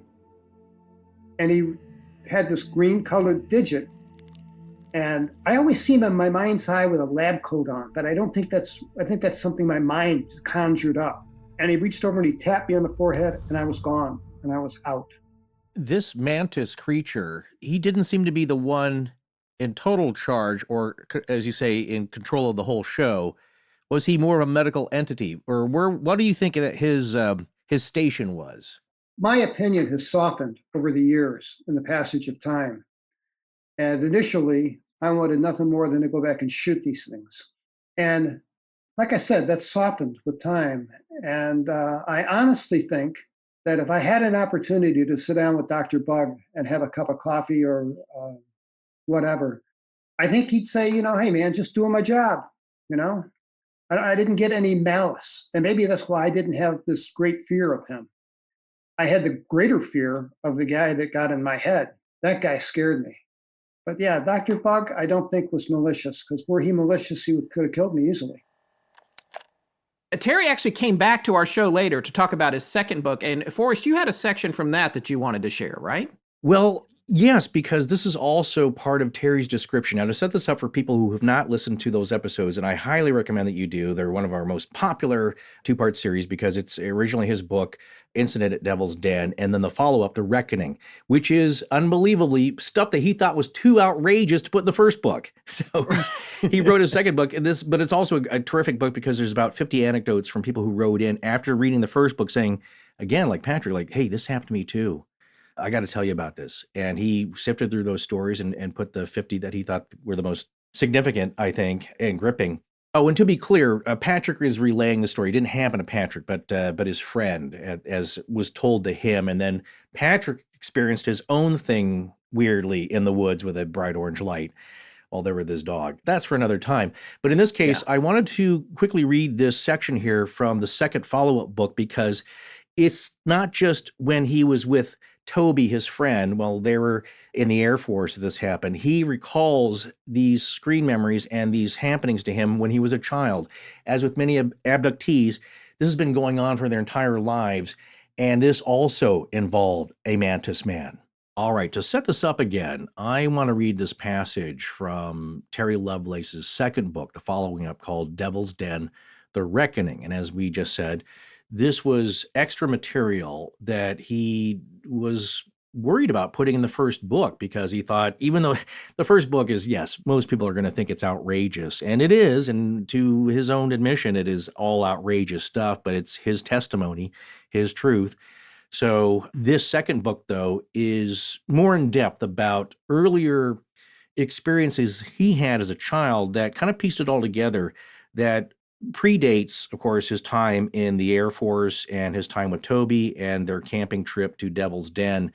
As we said, with most or many experiencers, it's a lifetime of encounters which are screened by memories, and these only pop up with very vivid dreams. But this also talks about earlier encounters with mantis creatures and the setup. So just to set up this passage, as Terry talks about it, he believes he was visited in his childhood by these other strange beings that would appear in his bedroom at night as what he called monkey men. They appeared to be monkeys, but they had these strange, really creepy face masks on with the eyes and the mouth cut out, I believe. I'm trying to remember this. Like they were pie plates, those old paper pie plates or paper plates over their faces that were shaped to look like monkeys, and they kept trying to get him to come with them to go play. And I think sometimes he did, sometimes he did not want to, and then they would get mad at him. But this is one such incident that he recalls. And so I'm going to read this passage from his book again, Devil's Den, The Reckoning. I watched, waited for a shadow to move or dart across a wall. I reached for the comfort of Ernie's bayonet underneath my pillow. Then it hit me. For the first time in all these weeks, I'd forgotten to take the bayonet out from underneath the mattress after lights out. I failed to follow the routine, and they arrived. My weapon was out of reach and useless. Did they know? How could they know? Of course they know. I might have gone with the monkey men once or twice in the past. Those memories were not clear, but it was clear the experiences were real and not a dream. I had dreams about Sue, and this is me talking here. Sue was a alien human hybrid that was liaisoning with Terry later on and tried to explain a few things to him, but it was basically his contact with this extraterrestrial presence. Continuing on, I had dreams about Sue, and I could tell the difference. That's how I met Sue. I took the monkey man's paw, and then I felt a twirling sensation, and flash, I was in the playroom with Sue and the other kids. Days after seeing the UFO in the backyard, I would be abducted again from my bed, and I experienced a frighteningly real dream. This was a new memory. It was one of a handful of recollections that spontaneously returned to my conscious mind in mid-2018. That night, it began as a dream, but I couldn't shake it off and dismiss it like a regular nightmare. It took time to fade. I don't believe it was a mere dream or a fantasy. It felt too familiar. But this was no trip to the playroom. When the monkey men came for me, I felt a calmness sweep over me. I felt no fear or aggression, just the expectation that they had come for me again. They didn't speak to me this time. This was a different experience, one without dialogue or negotiation. There was no polite conversation. I was not being offered an invitation. I believe they knew my true intention was to kill one of them, and that may have changed the rules. Abruptly, there was the twirling motion, flash, and I found myself in a different room. Instinctively, I yelled, "Sue, help me!" But Sue never came. Just two big insect-looking beings were in charge. I met them for the first time. The monkey men were there too, but they no longer wore white masks or had tails. They were worker bees, as I described them. They used hands instead of paws to subdue me. The whole affair had a clinical feel, like being at the doctor's office. There was a bright overhead light. This may have been the origin of my fear of dentists. I was naked and on an examination table. The insect-like beings were 7-foot-tall praying mantis-like things, complete with triangular-shaped heads and huge compound eyes. I would meet one of them again 14 years later. It would wear a white lab coat when we met again in 1977. The monkey men were there too. Just as in 1977, they no longer had the slightest primate features. I saw them for what they truly were. I was immobilized and scared to death. I know I was screaming. The small gray ones are all around me and place me face down on the table. I was immobile, but I do not recall straps or restraints of any kind. The ubiquitous gray ones I encountered deserve an observation here. There are likely many different species based on the accounts of others. I believe the ones I encountered were not living, conscious beings. They are not sentient like you and me. They may be a mix of machine, quantum computing, nanotechnology, and organic material. They lack free will and are not able to determine their own actions. They do as they are told. They are engineered and manufactured somewhere. Even at the age of 6 or so, I called them worker bees. Many others have used that exact name for them. The insectoid thing wasted no time. Long fingers deftly manipulated stainless steel instruments of some kind. He did something to my lower spine like what they did to me in 1977. They never touched my knee where the implants were found in 2012. Not that I recall. While my anxiety was managed slightly, there was no control of the pain. The pain ran from my tailbone straight up my spinal column and registered as a strong electric shock that came in pulses. It was one every 3 seconds or so. I screamed. I know I screamed. The next day, I was so hoarse I could barely speak. That's all I can remember. I should say, that's all I was allowed to remember. So there you go, another description of mantis beings, about the same height, same psychic abilities, telepathically, same description as being in charge or powerful, but with different slight descriptions of having fingers, being mobile, of being in control of the procedures and of these worker bees, these monkey men. So once again, an example of analogous or parallel descriptions from somebody completely different to this experience, but describing similar things. And maybe with these Mantis men, everything is connected. Yeah, it's fascinating. So I've had some time with this now, not too long, a couple weeks. It's cursory research, folks. Sure, sure. I've learned a lot, Forrest. I really love the stuff that you brought to the show independently of me. Yeah. The evolution stuff was really fascinating. I love the term startle display and masquerade. And We should adopt those ourselves when... I have a a few of them already. I'm convinced. It's I different stopped from just peacocking, short. by the way. It's No, different no, from yeah, peacocking. totally. It's not beautiful to look at. It's awkward, ugly, and I stopped just short of soiling myself. But sometimes, like I said before, in all seriousness, people say, "Well, you're not afraid of anything." It's like, no, I'm not saying that. I'm not afraid of the concepts, but I can be startled. And I may put it on a display. That's all I'm saying. Yeah. but to your point is that, with us looking at this thing, my biggest question was, okay, this thing, of all the things that have been described on spaceships and in abductions, these things seem to be the ones in charge often. They're not the worker bees. They're not the middlemen. They're not the robots with the 50s goggles and shooting sparks. These things are calling the shots. So are they some kind of advanced evolutionary race?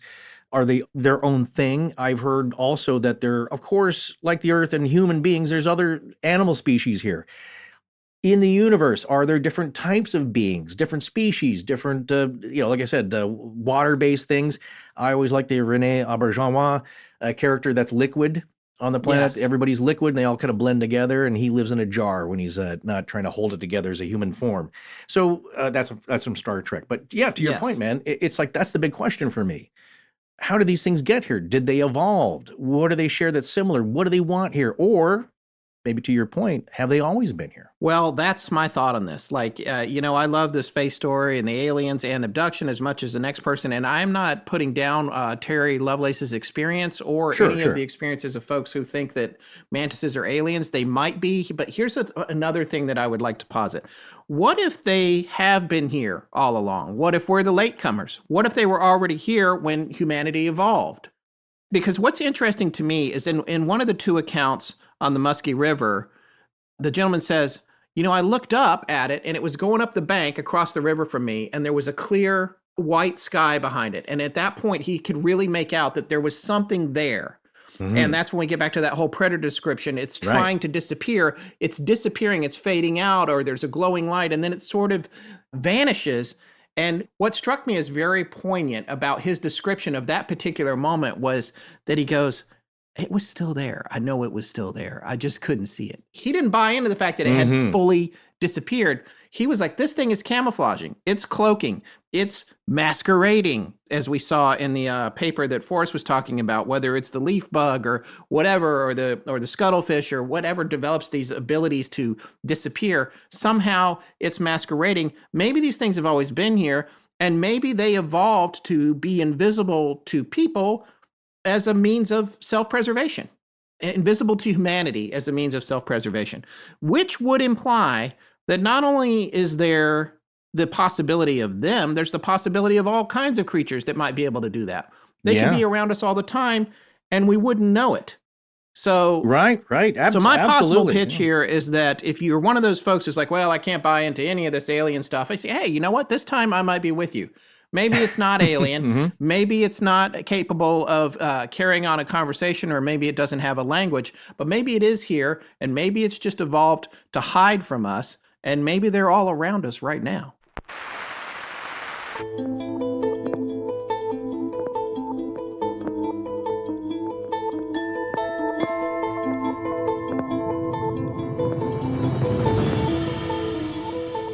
That's going to wrap up this episode. We'll be back in 2 weeks with very special guest, theoretical physicist and Harvard professor, Dr. Avi Loeb. Join our Patreon to hear us on the much more candid Astonishing Junk Drawer in the meantime, which we often do live on video for our patrons at patreon.com/astonishinglegends. Astonishing Legends is edited by Sarah Voorhees-Wendell at VW Sound and co-produced by Tess Feifel, who is also head of research and the social media manager. Our technical producer is Ed Vicola, or as we call him, the Mechanic. Special thanks to our announcer, John Boland. Hi, Good evening. I'm Heath Bennett. You're listening to Astonishing Legends. Hey, you there with the tentacles, your order's ready. E.T. E.T. Our theme, which is available as a ringtone, was composed by Judson Crane at foundermusic.com. All other music and sound design for the show is composed and created by Alan Carestia. Our logo was created by Tommy Beaver Design, and our animated graphics for social media and YouTube are done by Joshua Sloan at deadstreetproductions.com. Every episode going back to September of 2020 has a transcription available on its corresponding webpage at our website. Earlier transcriptions can be made available upon request to astonishingcontact@gmail.com. Astonishing Legends would not be possible without you, our listeners. Visit our store at astonishinglegends.com or interact with us and other listeners on Instagram, Twitter, Discord, Facebook, and YouTube. You can also visit us at patreon.com/astonishinglegends, where patrons have access to additional bonus content, including the Patreon exclusive show, Astonishing Junk Drawer, which is available every week. The main show is not. No part of this show may be reproduced anywhere without permission. Copyright Astonishing Legends Productions. Good night.